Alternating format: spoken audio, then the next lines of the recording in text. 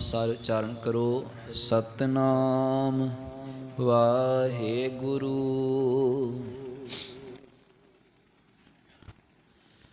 ਸੰਤਾ ਮਾਨੋ ਦੂਤਾ ਡਾਨੋ, ਇਹ ਕੁਟਵਾਰੀ ਮੇਰੀ। ਦਿਨ ਸਰੈਨ ਤੇਰੇ ਪਾਉ ਭਲੋਸੋਂ, ਕੇਸ ਚਵਰ ਸੰਗ ਚਵਰ ਕਰ ਫੇਰੀ। ਭਗਤ ਕਬੀਰ ਜੀ ਦੀ ਮੁਬਾਰਕ ਰਸਨਾ ਤੋਂ ਉਚਾਰਨ ਕੀਤਾ ਹੋਇਆ ਇਹ ਸ਼ਬਦ, ਜੋ ਕਿ ਪਾਵਨ ਅੰਗ 969 ਤੇ ਸੁਸ਼ੋਭਿਤ ਹੈ ਤੇ ਰਾਮਕਲੀ ਰਾਗ ਦੇ ਵਿੱਚ ਇਸ ਪਾਵਨ ਸ਼ਬਦ ਨੂੰ ਗਾਉਣ ਦੀ ਹਿਦਾਇਤ ਭਗਤ ਕਬੀਰ ਜੀ ਵੱਲੋਂ ਸਾਨੂੰ ਹੋਈ ਹੈ। ਭਗਤ ਕਬੀਰ ਜੀ ਜੋ ਫਰਮਾਨ ਕਰ ਰਹੇ ਨੇ, ਕਹਿੰਦੇ ਸੰਤਾ ਮਾਨੋ ਦੂਤਾ ਡਾਨੋ, ਇਹ ਕੁਟਵਾਰੀ ਮੇਰੀ। ਕੁਟਵਾਰੀ ਦਾ ਅਰਥ ਹੁੰਦਾ ਹੈ ਸ਼ਹਿਰ ਦੀ, ਨਗਰ ਦੀ, ਪਿੰਡ ਦੀ ਕੋਈ ਹੋਵੇ, ਉਹਦੀ ਰਾਖੀ ਕਰਨ ਵਾਲਾ। ਕੋਈ ਨਗਰ ਹੈ ਜਾਂ ਕੋਈ ਪਿੰਡ ਹੈ, ਉਹਦੀ ਰਾਖੀ ਕਰਨ ਵਾਲਾ, ਉਹਨੂੰ ਕੁਟਵਾਰੀ ਆਖਦੇ ਹਾਂ। ਤੇ ਇਸ ਸਰੀਰ ਨੂੰ ਵੀ ਗੁਰੂ ਸਾਹਿਬ ਜੀ ਨੇ ਇੱਕ ਨਗਰ ਕਿਹਾ ਹੈ। ਆਪ ਜੀ ਨੂੰ ਚੇਤੇ ਹੋਣਾ, ਬਾਣੀ ਦਾ ਫਰਮਾਨ ਹੈ, ਭਗਤ ਕਬੀਰ ਜੀ ਨੇ ਹੀ ਆਖਣਾ ਕੀਤਾ ਹੈ, ਦੇਹੀ ਗਾਵਾਂ ਜਿਉ ਧਰ ਮਹਿਤੋ, ਬਸੈ ਪੰਚ ਕਿਰਸਾਨਾ। ਇਹ ਦੇਹੀ ਸਾਡੀ ਇੱਕ ਗਾਉਂ ਹੈ, ਪਿੰਡ ਹੈ। ਇਸੇ ਤਰ੍ਹਾਂ ਜੋ ਭਗਤ ਕਬੀਰ ਜੀ ਤੇ ਫਰਮਾਨ ਕਰ ਰਹੇ ਨੇ, ਉਹਦੇ ਵਿੱਚ ਵੀ ਇਸ ਨਗਰ ਦਾ ਹੀ, ਇਸ ਸਰੀਰ ਦਾ ਹੀ ਜ਼ਿਕਰ ਕੀਤਾ ਹੈ ਕਿ ਇਸ ਸਰੀਰ ਦੀ ਰਾਖੀ ਮੈਂ ਕਿਸ ਤਰ੍ਹਾਂ ਕਰਦਾ ਹਾਂ, ਇਸ ਸਰੀਰ ਦੀ ਰਾਖੀ ਕਿਸ ਤਰ੍ਹਾਂ ਕਰੀਦੀ ਹੈ। ਹੁਣ ਮਨ 'ਚ ਖਿਆਲ ਆਉਂਦਾ ਹੈ ਭਈ ਸਰੀਰ ਦੀ ਰਾਖੀ, ਸਰੀਰ ਦੀ ਰਾਖੀ ਕਿਵੇਂ ਕਰੀਦੀ ਹੈ। ਸਰੀਰ ਦੀ ਰਾਖੀ ਤੋਂ ਅਰਥ ਹੈ ਇਸ ਸਰੀਰ ਰੂਪੀ ਨਗਰ ਦੇ ਵਿੱਚ ਕੋਈ ਹਾਨੀਕਾਰਕ ਤੱਤ, ਕੋਈ ਜਿਵੇਂ ਨਗਰ ਹੈ, ਪਿੰਡ ਹੈ, ਜਿਸ ਨੂੰ ਜ਼ਿੰਮੇਵਾਰੀ ਹੈ ਪਿੰਡ ਦੀ ਰਾਖੀ ਕਰਨ ਦੀ, ਉਹ ਕੀ ਧਿਆਨ ਰੱਖਦਾ ਹੈ। ਕੋਈ ਚੋਰ, ਕੋਈ ਕਾਤਲ, ਕੋਈ ਭੈੜਾ ਮਨੁੱਖ ਇਸ ਨਗਰ ਦੇ ਵਿੱਚ ਨਾ ਆ ਵੜੇ। ਜਿਸ ਨੂੰ ਕਿਸੇ ਪਿੰਡ ਦਾ ਹਿੱਤ ਹੈ, ਜਿਸ ਨੂੰ ਕਿਸੇ ਨਗਰ ਦਾ ਹਿੱਤ ਹੈ, ਉਹ ਸਭ ਤੋਂ ਪਹਿਲਾਂ ਇਸ ਗੱਲ ਦਾ ਧਿਆਨ ਰੱਖਦਾ ਹੈ ਕਿ ਜਿਸ ਨਗਰ ਦੇ ਵਿੱਚ ਕੋਈ ਭੈੜਾ ਮਨੁੱਖ ਨਾ ਆ ਵੜੇ, ਕੋਈ ਚੋਰ, ਕੋਈ ਕਾਤਲ, ਕੋਈ ਹੋਰ ਭੈੜੀ ਮੱਤ ਵਾਲਾ, ਭੈੜੀ ਜੀਵਨ ਵਾਲਾ ਇਸ ਨਗਰ ਦੇ ਵਿੱਚ ਨਾ ਆ ਕੇ ਵੜ ਜਾਏ, ਇੱਥੇ ਆ ਕੇ ਵਸ ਨਾ ਜਾਏ। ਤੇ ਇਸ ਦੂਜੇ ਪਾਸੇ ਇਸ ਗੱਲ ਦਾ ਵੀ ਉਸ ਨੂੰ ਫਿਕਰ ਰਹਿੰਦਾ, ਜਾਂ ਕਹਿ ਲਓ ਇਸ ਗੱਲ ਦਾ ਵੀ ਆਪਣੇ ਮਨ 'ਚ ਵਿਚਾਰ ਰਹਿੰਦਾ ਹੈ ਕਿ ਜਿਸ ਨਗਰ ਦੀ ਰਾਖੀ ਮੈਨੂੰ ਸੌਂਪੀ ਗਈ ਹੈ, ਜ਼ਿੰਮੇਵਾਰੀ ਹੈ, ਇਸ ਨਗਰ ਦੇ ਵਿੱਚ ਚੰਗੇ ਲੋਕ ਆਉਣ, ਭਲੇ ਪੁਰਖਾਂ ਦਾ ਵਾਸਾ ਹੋਵੇ, ਚੰਗੇ ਪੁਰਖ ਇੱਥੇ ਆ ਕੇ ਬੈਠਣ, ਲੋਕਾਂ ਨਾਲ ਉਹਨਾਂ ਦੀ ਸਾਂਝ ਪਵੇ। ਜੇ ਉਹ ਚੰਗੇ ਭਲੇ ਪੁਰਖ ਹੀ ਇਸ ਨਗਰ 'ਚ ਆ ਵਸ ਜਾਣ ਤੇ ਫਿਰ ਕਿੰਨਾ ਕੁ ਵਧੀਆ ਹੋਵੇ। ਰਾਖੀ ਕਰਨ ਵਾਲੇ ਦਾ ਇਹ ਦੋ, ਜਿਹੜੇ ਰਾਖੀ ਕਰਨ ਵਾਲੇ ਦੇ ਦੋ ਕੰਮ ਵਿਸ਼ੇਸ਼ ਹੁੰਦੇ ਨੇ ਕਿ ਮਾੜਾ ਤੱਤ ਕੋਈ ਨਗਰ 'ਚ ਨਾ ਆ ਵੜ ਜਾਏ, ਤੇ ਜੋ ਭਲੇ ਪੁਰਖ ਨੇ, ਭਲਾ ਕੋਈ ਸੱਜਣ ਪਿਆਰਾ ਮਿੱਤਰ ਹੈ, ਉਹਨੂੰ ਨਗਰ ਦੇ ਵਿੱਚ ਬੇਸ਼ੱਕ ਆਪ ਸਦ ਕੇ ਲਿਆਵੇ, ਬੁਲਾ ਕੇ ਲਿਆਉਂਦਾ ਹੈ। ਇਹ ਸਰੀਰ ਵੀ ਇੱਕ ਨਗਰ ਹੈ। ਰਾਖੀ ਇਸ ਨਗਰ ਦੀ ਇਸ ਹੀ ਗੱਲ ਤੋਂ ਕਰਨੀ ਹੈ ਕਿ ਭਾਈ ਜੋ ਬਾਹਰੀ ਤੌਰ ਤੇ ਅਵਗੁਣ ਨੇ, ਵਿਕਾਰ ਨੇ, ਉਹਦਾ ਧਿਆਨ ਰੱਖਣਾ। ਰਾਖੀ ਕਰਨੀ ਉਹਨਾਂ ਵਿਕਾਰਾਂ ਤੋਂ, ਕੋਈ ਅਵਗੁਣ, ਕੋਈ ਵਿਕਾਰ ਇਸ ਦੇਹ ਦੇ ਅੰਦਰ ਪ੍ਰਵੇਸ਼ ਨਾ ਕਰ ਜਾਏ, ਇਸ ਨਗਰ 'ਚ ਨਾ ਆ ਵੜ ਜਾਏ। ਤੇ ਜੋ ਭਲੇ ਪੁਰਖ ਨੇ ਕੌਣ? ਭਲੇ ਗੁਣ। ਉਹਨਾਂ ਚੰਗੇ ਗੁਣਾਂ ਨੂੰ ਸਦ ਸਦ ਕੇ, ਚੰਗੇ ਗੁਣਾਂ ਨੂੰ ਭਾਲ ਕਰ ਕਰਕੇ, ਲੱਭ ਲੱਭ ਕੇ ਇਸ ਨਗਰ ਦੇ ਵਿੱਚ ਲਿਆਉਣਾ, ਇਸ ਨਗਰ ਦੇ ਵਿੱਚ ਵਸਾਉਣਾ। ਕਿਉਂਕਿ ਇਹ ਤੇ ਇੱਕ ਜਿਹੜਾ ਕੁਦਰਤ ਦਾ ਖਿਆਲ ਹੈ, ਕੁਦਰਤ ਦਾ ਨਜ਼ਮ ਹੈ। ਭਲਾ ਪੁਰਖ ਜਿੱਥੇ ਜਾਏਗਾ ਭਲਾ ਕਰੇਗਾ, ਮਾੜਾ ਪੁਰਖ ਜਿੱਥੇ ਬੈਠੇਗਾ, ਜਿੱਥੇ ਜਾਏਗਾ ਉਹਨੇ ਮਾੜਾ ਹੀ ਸੁਭਾਅ, ਮਾੜਾ ਹੀ ਵਾਤਾਵਰਣ ਸਿਰਜਣਾ ਹੈ। ਸਤਿਗੁਰੂ ਪਾਤਸ਼ਾਹ ਜੀ ਦੀ ਬਾਣੀ ਦਾ ਇੱਕ ਫਰਮਾਨ ਹੈ, ਜਾਂ ਗੁਰੂ ਨਾਨਕ ਦੇਵ ਮਹਾਰਾਜ ਜੀ ਦੇ ਜੀਵਨ 'ਚ ਇੱਕ ਬੜੀ ਸੋਹਣੀ ਘਟਨਾ ਦਾ ਜ਼ਿਕਰ ਮਿਲਦਾ ਹੈ। ਪਾਤਸ਼ਾਹ ਜੀ ਗੁਰੂ ਨਾਨਕ ਦੇਵ ਮਹਾਰਾਜ ਇੱਕ ਨਗਰ ਦੇ ਵਿੱਚ ਜਦੋਂ ਆ ਕੇ ਰਹਿੰਦੇ ਨੇ, ਟਿਕਾਣਾ ਕੀਤਾ, ਤੇ ਹਰ ਇੱਕ ਮਨੁੱਖ ਦੀ ਆਪਣੀ ਸੋਚ ਹੁੰਦੀ ਹੈ, ਹਰ ਇੱਕ ਮਨੁੱਖ ਦਾ ਆਪਣਾ ਸੁਭਾਅ ਹੁੰਦਾ ਹੈ। ਉਹ ਪਿੰਡ ਇਹੋ ਜਿਹਾ ਕਿ ਕੋਈ ਗੁਰੂ ਨਾਨਕ ਦੇਵ ਮਹਾਰਾਜ ਜੀ ਦੀ ਸੇਵਾ 'ਚ ਵੀ ਨਹੀਂ ਆਇਆ, ਨਾ ਕੋਈ ਉਸ ਪਰਮਾਤਮਾ ਦੇ ਕਲਾਮ ਨੂੰ ਸੁਣੇ, ਨਾ ਕੋਈ ਸੰਗਤ ਕਰੇ, ਕੋਈ ਮਾਨ ਸਤਿਕਾਰ ਨਹੀਂ। ਮਰਦਾਨਾ ਗੁਰੂ ਨਾਨਕ ਦੇਵ ਮਹਾਰਾਜ ਜੀ ਦੇ ਜੋ ਨਾਲ ਹਮੇਸ਼ਾ ਰਿਹਾ। ਜਦੋਂ ਜਾਣ ਦਾ ਵੇਲਾ ਹੋਇਆ, ਇੱਕ ਆਧ ਦਿਨ ਉੱਥੇ ਰਹਿ ਕੇ ਜਦੋਂ ਅਗਾਂਹ ਤੁਰਨ ਲੱਗੇ, ਜਾਣ ਵੇਲੇ ਉਹਨਾਂ ਪਿੰਡਾਂ ਦੇ ਲੋਕਾਂ ਨੂੰ ਜੋ ਵੀ ਮਿਲਦਾ ਜਾਂ ਆਪਣੇ ਆਪ ਸੁਭਾਵਕ ਹੀ ਉਹਨੂੰ ਅਸੀਸ ਦੇ ਕੇ ਜਾ ਰਹੇ ਨੇ, ਭਾਈ ਵਸਦੇ ਰਹੋ। ਉਹਨਾਂ ਪਿੰਡ ਦੇ ਲੋਕਾਂ ਨੂੰ ਆਪਣੇ ਵੱਲੋਂ ਕਹਿ ਕੇ ਜਾ ਰਹੇ, ਭਾਈ ਵਸਦੇ ਰਹੋ। ਗੁਰੂ ਨਾਨਕ ਦੇਵ ਮਹਾਰਾਜ ਜੀ ਦੇ ਇਹਨਾਂ ਬੋਲਾਂ ਨੂੰ ਸੁਣ ਕੇ ਨਾ ਜੋ ਮਰਦਾਨਾ ਹੈ ਬੜਾ ਹੈਰਾਨ ਹੋਇਆ। ਕਹਿੰਦੇ ਬਾਬਾ, ਇਸ ਨਗਰ ਦੇ ਜਿਹੜੇ ਲੋਕ ਨੇ ਕਿਸੇ ਨੇ ਮਾਨ ਸਤਿਕਾਰ ਨਹੀਂ ਕੀਤਾ, ਕਿਸੇ ਨੇ ਪ੍ਰਸ਼ਾਦਾ ਪਾਣੀ ਤੱਕ ਨਹੀਂ ਪੁੱਛਿਆ। ਚਲੋ ਗੱਲ ਛੱਡੋ, ਸਾਡੇ ਮਾਨ ਸਤਿਕਾਰ ਦੀ, ਕੋਈ ਪਰਮਾਤਮਾ ਦੀ ਗੱਲ ਸੁਣਨ ਤੱਕ ਨਹੀਂ ਆਇਆ, ਤੇ ਫਿਰ ਵੀ ਤੁਸੀਂ ਉਹਨਾਂ ਨੂੰ ਕਹਿੰਦੇ ਵਸਦੇ ਰਹੋ।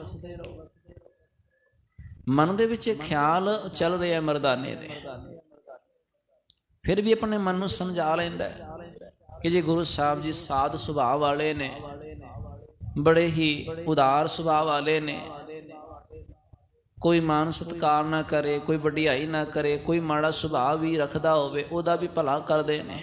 ਚਲੋ ਠੀਕ ਹੈ, ਸੁਭਾਵਿਕ ਕਹਿ ਦਿੱਤਾ ਉਹਨੇ, ਸਾਇਆਂ ਦਾ ਭਲਾ ਮੰਗਦਾ ਹੈ ਗੁਰੂ। ਆਪਣੇ ਮਨ ਨੂੰ ਸਮਝਾ ਕੇ ਅਗਾਂਹ ਤੁਰ ਪਿਆ ਨਾਲ। ਹੁਣ ਜਦੋਂ ਅਗਾਂਹ ਕੁਝ ਦੂਰ ਜਾ ਕੇ ਇੱਕ ਹੋਰ ਨਗਰ ਆਇਆ, ਪਾਤਸ਼ਾਹ ਜੀ ਨੇ ਉੱਥੇ ਟਿਕਾਣਾ ਕੀਤਾ। ਉੱਥੇ ਭਗਤੀ ਕਰਨ ਵਾਲੇ, ਪਰਮਾਤਮਾ 'ਚ ਆਸਥਾ ਰੱਖਣ ਵਾਲੇ, ਸਾਧੂ ਸੰਤਾਂ ਦਾ ਸਤਿਕਾਰ ਕਰਨ ਵਾਲੇ ਲੋਕ, ਬੜਾ ਸਤਿਕਾਰ ਹੋਇਆ। ਬੜੀ ਜੋ ਹੈ ਪਾਤਸ਼ਾਹ ਜੀ ਨੂੰ, ਮਰਦਾਨੇ ਨੂੰ ਬੜਾ ਉਹਨਾਂ ਨੇ ਮਾਣ ਸਤਿਕਾਰ ਦਿੱਤਾ।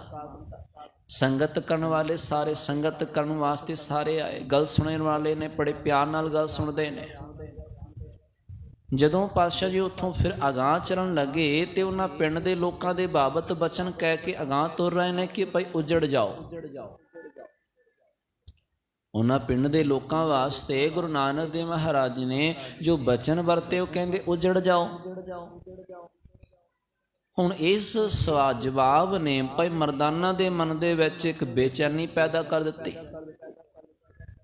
ਬੇਚੈਨੀ ਇਸ ਗੱਲ ਤੋਂ ਭਾਈ ਪਹਿਲਿਆਂ ਨੂੰ ਤੇ ਕਹਿ ਦਿੱਤਾ ਵਸਦੇ ਰਹੋ, ਤੇ ਇੱਥੇ ਤੇ ਇਹਨਾਂ ਮਾਣ ਸਤਿਕਾਰ ਹੋਇਆ। ਪਰਮਾਤਮਾ ਦੀ ਗੱਲ ਕਰਨ ਵਾਲੇ, ਭਗਤੀ ਕਰਨ ਵਾਲੇ ਭਲੇ ਪੁਰਖ ਵਸਦੇ ਨੇ, ਇਹਨਾਂ ਨੂੰ ਪਾਤਸ਼ਾਹ ਜੀ ਕਹਿ ਰਹੇ ਨੇ ਉਜੜ ਜਾਓ। ਇਹ ਕਿਹੜੀ ਖੇਡ ਹੈ? ਨਹੀਂ ਰਿਹਾ ਗਿਆ। ਪੁੱਛ ਲਿਆ ਪਾਤਸ਼ਾਹ ਜੀ ਤੋਂ, ਜੀ ਇੰਝ ਨਹੀਂ ਸੀ ਕਹਿਣਾ ਚਾਹੀਦਾ, ਕਿਉਂ ਕਿਹਾ, ਕੀ ਕਾਰਨ ਹੈ?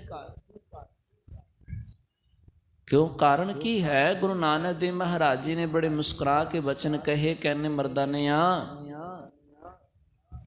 ਕਿ ਤੈਨੂੰ ਪਤਾ ਨਹੀਂ ਹੈ ਕਿ ਜੋ ਭੈੜਾ ਪੁਰਖ ਹੈ, ਮਾੜਾ ਪੁਰਖ ਹੈ, ਹੁਣ ਮਾੜੀ ਦੀ ਸੰਗਤ ਮਾੜੀ ਹੀ ਕਰਦੀ ਹੈ ਨਾ, ਮਾੜਾ ਹੀ ਕਰਦੀ ਹੈ। ਮਾੜੇ ਪੁਰਖ ਦੀ ਸੰਗਤ ਮਾੜਾ ਹੀ ਬਣਾਉਂਦੀ ਹੈ। ਹੁਣ ਪਿਛਲੇ ਜੋ ਅਸੀਂ ਪਿੰਡ ਲੰਘ ਕੇ ਆਏ ਹਾਂ, ਉੱਥੇ ਮਾੜੇ ਪੁਰਖ ਸਨ, ਮਾੜੀ ਸੋਚ ਰੱਖਣ ਵਾਲੇ ਭੈੜੇ ਪੁਰਖ ਸਨ। ਹੁਣ ਜੇ ਅਸਾਂ ਉਹਨਾਂ ਨੂੰ ਕਵਾਂਗੇ ਭਾਈ ਉਜੜ ਜਾਓ, ਉਹ ਉਜੜ ਕੇ ਥਾਂ ਥਾਂ ਤੇ ਕਿਤੇ ਇੱਥੋਂ ਪਿੰਡ ਤੇ ਰਹਿ ਕੇ ਕਿਤੇ ਹੋਰ ਜਾ ਕੇ ਵਸਣਗੇ, ਤੇ ਜਿੱਥੇ ਜਾ ਕੇ ਵਸਣਗੇ ਜਿਨ੍ਹਾਂ ਨਾਲ ਸਾਂਝ ਪਏਗੀ ਉਹਨਾਂ ਨੂੰ ਹੋਰ ਭੈੜਾ ਬਣਾਉਣਗੇ, ਉਹਨਾਂ ਦੀ ਮੱਤ ਨੂੰ ਵੀ ਮੈਲਾ ਕਰਨਗੇ, ਉਹਨਾਂ ਨੂੰ ਵੀ ਆਪਣੇ ਵਰਗਾ ਬਣਾ ਲੈਣਗੇ। ਤਾਂ ਕਰਕੇ ਪਿਆ ਕਿਹਾ ਮਰਦਾਨਿਆ ਕਿ ਭਾਈ ਤੁਸਾਂ ਇੱਥੇ ਠੀਕ ਹੋ, ਜੋ ਤੁਸਾਂ ਇਹ ਥਾਂ ਆਪਣੀ ਮੱਲ ਲਈ ਹੈ, ਜੋ ਇੱਥੇ ਥਾਂ ਜੋ ਦਾਇਰਾ ਬਣਾ ਲਿਆ ਮੈਲੀ ਮਤ ਵਾਲਿਆਂ ਦਾ, ਬਸ ਇੱਥੇ ਵਸਦੇ ਰਹੋ ਤੇ ਠੀਕ ਰਹੇਗਾ। ਘੱਟੋ ਘੱਟ ਹੋਰ ਲੋਕ ਤੇ ਮੈਲੀ ਮਤ ਤੋਂ ਬਚ ਜਾਣਗੇ। ਤੇ ਦੂਜੀ ਗੱਲ ਤੂੰ ਕਹਿੰਦਾ ਹੈ ਕਿ ਜੇ ਇਹਨਾਂ ਨੇ ਇੰਨਾ ਮਾਨ ਸਤਿਕਾਰ ਕੀਤਾ ਤੇ ਕਿਹਾ ਜੀ ਉਜੜ ਜਾਓ। ਮਰਦਾਨਿਆਂ ਅਸੀਂ ਤਾਂ ਕਿਹਾ, ਕਹਿੰਦੇ ਸਾਰੇ ਭਲੇ ਪੁਰਖ ਨੇ, ਜਿਹੜਾ ਭਲਾ ਪੁਰਖ ਕਿਤੋਂ ਕਿਤੇ ਵੀ ਜਾਏਗਾ ਉਹਨੇ ਆਪਣੇ ਸੁਭਾਅ ਵਾਲਾ ਹੋਰ ਪੁਰਖ ਬਣਾਉਣਾ ਜੋ ਭਲਾ ਸੁਭਾਅ ਇਹਨਾਂ ਦਾ ਹੈ। ਜੋ ਚੰਗੇ ਗੁਣ ਇਹਨਾਂ ਦੇ ਮਨ ਦੇ ਵਿੱਚ ਵਸਦੇ ਨੇ ਉਹਨਾਂ ਗੁਣਾਂ ਨੂੰ ਹੋਰ ਤੱਕ ਪਹੁੰਚਾਉਣਗੇ, ਹੋਰਨਾਂ ਨੂੰ ਵੀ ਭਲਾ ਬਣਾਉਣਗੇ। ਇਸ ਵਾਸਤੇ ਸਿੱਖਿਆ ਉਜੜ ਜਾਓ। ਮਰਦਾਨਾ ਨੇ ਗੁਰੂ ਦੀ ਵਾਹ ਵਾਹ ਕੀਤੀ, ਕਹਿੰਦੇ ਗੁਰੂ ਧਨ ਹੈ, ਧਨ ਹੈ ਗੁਰੂ, ਵਾਕਈ ਧਨ ਹੈ। ਇਸ ਵਾਸਤੇ ਜੋ ਸਾਡਾ ਇਹ ਸਰੀਰ ਹੈ ਨਾ, ਇੱਕ ਨਗਰ ਹੈ। ਇਸ ਨਗਰ ਦੀ ਜੇ ਸਾਨੂੰ ਫਿਕਰ ਹੈ, ਜੇ ਇਸ ਨਗਰ ਦੀ ਅਸੀਂ ਰਾਖੀ ਕਰ ਰਹੇ ਹਾਂ ਤੇ ਉਹਦੇ ਵਾਸਤੇ ਚਾਹੀਦਾ ਕੀ ਹੈ ਕਿ ਜੋ ਭੈੜੇ ਵਿਕਾਰ ਨੇ, ਅਵਗੁਣ ਨੇ, ਉਹਨਾਂ ਨੂੰ ਇਸ ਦੇਹ 'ਚ ਪ੍ਰਵੇਸ਼ ਨਾ ਦਿੱਤਾ ਜਾਏ, ਪਹਿਲਾਂ ਹੀ ਰੋਕ ਦਿੱਤਾ ਜਾਏ, ਪਹਿਲਾਂ ਹੀ ਰੋਕ ਦਿੱਤਾ ਜਾਏ, ਉਹ ਨਾ ਪ੍ਰਵੇਸ਼ ਦਿੱਤਾ ਜਾਏ। ਹਾਨੀਕਾਰਕ ਤੱਤ ਨੇ ਸਰੀਰ 'ਚ ਆਉਣਗੇ, ਮਾੜੇ ਸੁਭਾਅ ਵਾਲੇ ਨੇ, ਵਿਕਾਰ ਮਾੜੀ ਸੋਚ ਵਾਲੇ ਨੇ, ਜੇ ਅੰਦਰ ਆਉਣਗੇ ਇਹੋ ਜਿਹੇ ਪੁਰਖ, ਉਹਨਾਂ ਨੇ ਬੇਚੈਨੀ ਪੈਦਾ ਕਰਨੀ ਹੈ, ਉਹਨਾਂ ਨੇ ਸਰੀਰ ਰੂਪੀ ਨਗਰ ਦੇ ਵਿੱਚ ਹੋਰ ਉਜਾੜ ਪਾਉਣਾ ਹੈ। ਉਹਨਾਂ ਨੇ ਇਹਨਾਂ ਗਿਆਨ ਇੰਦਰੀਆਂ ਨੂੰ, ਕਰਮ ਇੰਦਰੀਆਂ ਨੂੰ ਜੋ ਆਪਣੇ ਫਰਜ਼ ਵਿੱਚ ਲੱਗੇ ਹੋਏ ਨੇ, ਉਹਨਾਂ ਦੀ ਮਿੱਤ ਨੂੰ ਹੋਰ ਮੈਲਾ ਕਰ ਦੇਣਾ ਹੈ, ਉਹਨਾਂ ਨੂੰ ਵੀ ਆਪਣੇ ਵਰਗਾ ਬਣਾ ਲੈਣਾ। ਇਸ ਵਾਸਤੇ ਗੁਰੂ ਸਾਹਿਬ ਜੀ ਦੀ ਬਾਣੀ ਦਾ ਕਿੰਨਾ ਪਿਆਰਾ ਬਚਨ ਪਾਤਸ਼ਾਹ ਜੀ ਆਖਦੇ ਨੇ, ਗੁਣਾ ਕਾ ਹੋਵੇ ਬਾਸ਼ੁਰਾ ਕੜ ਬਾਸ਼ ਲਈ ਜੈ, ਜੇ ਗੁਣ ਹੋਵਨ ਸਾਜਨਾ ਮਿਲ ਸਾਂਝ ਕਰੀਜੈ, ਸਾਂਝ ਕਰੀਜੈ ਗੁਣਹ ਕੇਰੀ ਛੋੜ ਅਵਗੁਣ ਚਲੀਐ। ਐ ਭਾਈ ਜੋ ਗੁਣਾਂ ਦਾ ਵਾਸ਼ਲਾ ਹੋਵੇ, ਗੁਣਾਂ ਦੀ ਸਾਂਝ ਵਾਲਾ ਹੋਵੇ, ਗੁਣਾਂ ਨੂੰ ਆਪਣੇ ਹਿਰਦੇ 'ਚ ਵਸਾਉਂਦੇ ਰਹੋ ਤੇ ਜਿਹੜੇ ਅਵਗੁਣ ਨੇ ਉਹਨਾਂ ਅਵਗੁਣਾਂ ਨੂੰ ਛੱਡਦੇ ਜਾਓ। ਇਹ ਜੀਵਨ ਦੀ ਇੱਕ ਜੁਗਤੀ ਬਣਾ ਲਓ, ਇਹ ਜੀਵਨ ਦਾ ਇੱਕ ਢੰਗ ਹੋਵੇ ਜੀਵਨ ਦਾ। ਤੇ ਇਸ ਹੀ ਸੁਭਾਅ ਦੀ ਗੱਲ ਭਗਤ ਕਬੀਰ ਜੀ ਕਰ ਰਹੇ ਨੇ ਕਿ ਸੰਤਾ ਮਾਨੋ, ਜੋ ਭਲੇ ਸੰਤ ਨੇ ਕੌਣ ਗੁਣ, ਮੈਂ ਉਹਨਾਂ ਨੂੰ ਜੀ ਆਇਆਂ ਆਖਦਾ ਹਾਂ, ਉਹਨਾਂ ਨੂੰ ਆਪਣੇ ਹਿਰਦੇ 'ਚ ਆਪਣੀ ਇਸ ਨਗਰੀ ਦੇ ਵਿੱਚ ਪ੍ਰਵੇਸ਼ ਦਿੰਦਾ ਹਾਂ, ਉਹਨਾਂ ਨੂੰ ਜੀ ਆਇਆਂ ਆਖਦਾ ਹਾਂ। ਦੂਤਾ ਡਾਨੋ, ਤੋਂ ਜਿਹੜੇ ਦੂਤ ਨੇ, ਅਵਗੁਣ ਨੇ, ਵਿਕਾਰ ਨੇ, ਉਹਨਾਂ ਨੂੰ ਮਾਰਦਾ ਹਾਂ, ਉਹਨਾਂ ਨੂੰ ਭਜਾਉਂਦਾ ਹਾਂ, ਉਹਨਾਂ ਨੂੰ ਇਸ ਦੇਹੀ ਤੋਂ ਦੂਰ ਰੱਖਦਾ ਹਾਂ। ਇਹ ਕੁਟਵਾਰੀ ਮੇਰੀ, ਕੁਟਵਾਰ ਜੋ ਆਪਾਂ ਸ਼ਬਦ ਕਿਹਾ ਹੈ ਪਿੰਡ ਦੀ ਰਾਖੀ ਕਰਨ ਵਾਲਾ, ਤੇ ਕੁਟਵਾਰ ਤੋਂ ਬਣਿਆ ਕੁਟਵਾਰੀ, ਕੁਟਵਾਰੀ ਪਿੰਡ ਦੀ ਰਾਖੀ, ਪਿੰਡ ਦੀ ਰਾਖੀ ਕਰਨ ਵਾਲਾ ਕੁਟਵਾਰ, ਤੇ ਜੋ ਕੁਟਵਾਰੀ ਹੈ ਰਾਖੀ ਕਰਨ ਦੀ ਜੁਗਤੀ, ਰਾਖੀ ਕਰਨ ਦਾ ਤਰੀਕਾ। ਕਹਿੰਦੇ ਇਹ ਇਸ ਸਰੀਰ ਰੂਪੀ ਨਗਰੀ ਦੀ ਰਾਖੀ ਕਰਨ ਦੀ ਜੁਗਤੀ ਹੈ, ਤਰੀਕਾ ਹੈ ਜੋ ਮੈਂ ਅਪਣਾਇਆ ਹੋਇਆ। ਭਗਤ ਕਬੀਰ ਜੀ ਆਖ ਰਹੇ ਕਿ ਚੰਗੇ ਗੁਣਾਂ ਨੂੰ ਹਿਰਦੇ 'ਚ ਜੀਆਇਆ ਹੈ, ਜੀਵਨ 'ਚ ਜੀਆਇਆ ਹੈ, ਤੇ ਜੋ ਮਾੜੇ ਪੁਰਖ ਅਵਗੁਣ ਨੇ, ਵਿਕਾਰ ਨੇ, ਉਹਨਾਂ ਨੂੰ ਮੈਂ ਭਜਾਉਂਦਾ ਹਾਂ, ਦੂਤਾ ਡਨ, ਉਹਨਾਂ ਨੂੰ ਸਜ਼ਾ ਦਿੰਦਾ ਹਾਂ, ਉਹਨਾਂ ਨੂੰ ਆਪਣੀ ਇਸ ਨਗਰ ਤੋਂ ਦੂਰ ਹੀ ਰੱਖਦਾ ਹਾਂ। ਇਹ ਕੰਮ ਹੈ ਬੜਾ, ਲੱਗਦਾ ਤੇ ਬਹੁਤ ਛੋਟਾ ਜਿਹਾ ਹੈ, ਪਰ ਹੈ ਬੜਾ ਔਖਾ। ਇਹ ਕੰਮ ਲੱਗਦਾ ਬੜਾ ਛੋਟਾ ਜਿਹਾ ਹੈ, ਭਈ ਇਹੀ ਕਰਨਾ ਬਸ, ਗੁਣਾਂ ਨੂੰ ਜੀ ਆਇਆਂ ਆਖਣਾ ਤੇ ਵਿਕਾਰਾਂ ਨੂੰ ਦੂਰ ਭਜਾਉਣਾ। ਛੋਟਾ ਜਿਹਾ ਕੰਮ ਲੱਗਦਾ ਹੈ, ਪਰ ਔਖਾ ਬੜਾ ਹੈ, ਬਹੁਤ ਔਖਾ ਹੈ। ਇਹ ਤਾਂ ਔਖਾ ਹੈ ਕਿਉਂਕਿ ਮਨ ਜਾਣੈ ਸਭ ਬਾਤ, ਜਾਣਤ ਹੀ ਅਵਗੁਣ ਕਰੈ। ਇਹ ਮਨ ਜਾਣ ਪੁੱਜਦਿਆਂ ਹੋਇਆਂ, ਸਭ ਕੁਝ ਜਾਣਦਿਆਂ ਹੋਇਆਂ ਵੀ ਅਵਗੁਣ ਕਰਦਾ ਹੈ। ਹੁਣ ਜਾਣ ਪੁੱਜ ਕੇ ਕੋਈ ਮਾੜੇ ਰਾਹ, ਮਾੜਾ ਕਰਮ ਕਰੇ, ਉਹਨੂੰ ਸਮਝਾਉਣਾ ਜਾਂ ਉਹਨੂੰ ਵਰਜਣਾ ਕਿੰਨਾ ਔਖਾ ਹੈ, ਮੁਸ਼ਕਿਲ ਹੈ ਨਾ। ਕੋਈ ਬੰਦਾ ਚੋਰੀ ਕਰਦਾ ਹੈ, ਹੁਣ ਅਸੀਂ ਉਹਨੂੰ ਸਮਝਾਵਾਂਗੇ ਭਾਈ ਚੋਰੀ ਕਰਨਾ ਗਲਤ ਕੰਮ ਹੈ, ਤੂੰ ਚੋਰੀ ਨਾ ਕਰ। ਚੋਰੀ ਕਰਦਾ ਹੈ, ਕਰਦਾ ਫੜਿਆ ਜਾਏਗਾ, ਸਜ਼ਾ ਮਿਲੇਗੀ, ਜੇਲ੍ਹ ਹੋ ਜਾਏਗੀ। ਇਹੀ ਸਮਝਾਵਾਂਗੇ, ਇਹੀ ਕੁਝ ਕਹਾਂਗੇ। ਤੇ ਜੀ ਅੱਗੋਂ ਚੋਰ ਕਹੇ ਜੀ ਮੈਨੂੰ ਪਤਾ ਹੈ, ਕਿ ਜਾਣਦਾ ਹੈ ਨਾ, ਜੋ ਕਹੇ ਜੀ ਹਾਂ ਮੈਨੂੰ ਪਤਾ ਹੈ ਸਜ਼ਾ ਹੋਏਗੀ, ਹਾਂ ਮੈਨੂੰ ਪਤਾ ਹੈ ਮਾੜਾ ਕੰਮ ਹੈ, ਜੀ ਹਾਂ ਮੈਨੂੰ ਪਤਾ ਹੈ ਸਮਾਜ 'ਚ ਸਤਿਕਾਰ ਨਹੀਂ ਮਿਲਦਾ, ਮਾਣ ਸਨਮਾਨ ਨਹੀਂ ਮਿਲਦਾ ਚੋਰੀ ਕਰਨ ਨਾਲ, ਤੇ ਹੁਣ ਕੀ ਕਹੋਗੇ ਅਗਾਂਹ ਕੀ ਕਹੋਗੇ? ਕੋਈ ਬੋਲ ਹੀ ਨਹੀਂ ਨਾ। ਕੋਈ ਬਚਨ ਆਪਾਂ ਕਿਹੜੇ ਬਚਨ ਕਹਿ ਕੇ ਸਮਝਾਵਾਂਗੇ, ਕਿਹੜੇ ਬਚਨ ਕਹਿ ਕੇ ਕਵਾਂਗੇ ਉਸਨੂੰ ਹਾਂ ਭਈ ਇਹ ਚੋਰੀ ਨਾ ਕਰੇ। ਜਾਣੇ ਅਣਜਾਣੇ ਕੋਈ ਮਾੜੇ ਰਾਹ ਤੇ ਤੁਰਿਆ ਹੋਇਆ ਹੈ, ਕੋਈ ਭੁੱਲਿਆ ਹੋਇਆ ਭਟਕਿਆ ਹੋਇਆ ਹੈ, ਭਟਕ ਗਿਆ ਰਾਹੋਂ, ਉਹਨੂੰ ਰਾਹ ਵਿਖਾਇਆ ਜਾ ਸਕਦਾ ਹੈ, ਸਿੱਧੇ ਰਾਹੇ ਪਾਇਆ ਜਾ ਸਕਦਾ ਹੈ। ਜਾਣੇ ਅਣਜਾਣੇ ਗਲਤੀਆਂ ਕਰ ਰਿਹਾ, ਉਹਨੂੰ ਸਮਝਾ ਕੇ ਉਸ ਨੂੰ ਗਲਤੀਆਂ ਤੋਂ ਵਰਜਿਆ ਜਾ ਸਕਦਾ ਹੈ। ਪਰ ਜੋ ਜਾਣ ਪੁੱਛ ਕੇ ਅਵਗੁਣ ਕਰੇ, ਜੋ ਜਾਣ ਪੁੱਝ ਕੇ ਮਾੜੇ ਰਾਹੇ ਤੁਰੇ, ਜੋ ਜਾਣ ਪੁੱਝ ਕੇ ਗਲਤੀਆਂ ਤੇ ਅਵਗੁਣ ਕਮਾਵੇ, ਉਹਨੂੰ ਕਿਵੇਂ ਸਮਝਾਓਗੇ? ਉਹਨੂੰ ਮਾੜੇ ਰਾਹੋਂ ਮੋੜ ਕੇ ਲਿਆਉਣਾ ਬੜਾ ਮੁਸ਼ਕਿਲ ਹੈ। ਜਿਹੜਾ ਜਾਣ ਪੁੱਝ ਕੇ ਜਾ ਰਿਹਾ ਹੈ, ਜਿਹੜਾ ਜਾਣ ਪੁੱਝ ਕੇ ਜਾ ਰਿਹਾ ਹੈ, ਉਹਨੂੰ ਸਮਝਾਉਣਾ ਤੇ ਬਹੁਤ ਮੁਸ਼ਕਿਲ ਹੈ। ਇਸੇ ਕਾਰਨ ਕਰਕੇ ਇਹ ਮਨ ਸਾਡਾ ਸਭ ਕੁਝ ਜਾਣਦਾ ਹੈ, ਪਰ ਇਹ ਮਨ ਜਾਣ ਪੁੱਝ ਕੇ ਜਦੋਂ ਰਾਹੇ ਜਾਂਦਾ ਹੈ ਮਾੜੇ, ਜਦੋਂ ਗਲਤੀਆਂ ਕਰਦਾ ਜਾਣ ਪੁੱਝ ਕੇ, ਇਹੋ ਜੇ ਮਨ ਦੇ ਵਿਗਾੜੇ ਹੋਏ ਮਨੁੱਖ ਨੂੰ ਸਹੀ ਰਾਹੇ ਮੁੜ ਕੇ ਲਿਆਉਣਾ, ਸਹੀ ਰਾਹੇ ਤੋਰਨਾ, ਇਹ ਬਹੁਤ ਮੁਸ਼ਕਿਲ ਹੋ ਜਾਂਦਾ ਹੈ। ਜਿਸ ਮਨੁੱਖ ਦਾ ਮਨ ਸਭ ਕੁਝ ਜਾਣਦਾ ਹੈ ਤੇ ਜਾਣ ਪੁੱਝ ਕੇ ਮਾੜੇ ਕਰਮ ਕਰ ਰਿਹਾ ਹੈ, ਇਹੋ ਜਿਹਾ ਮਨੁੱਖ ਜੀਵਨ 'ਚ ਕਦੇ ਨਹੀਂ ਸੁਧਰੇਗਾ।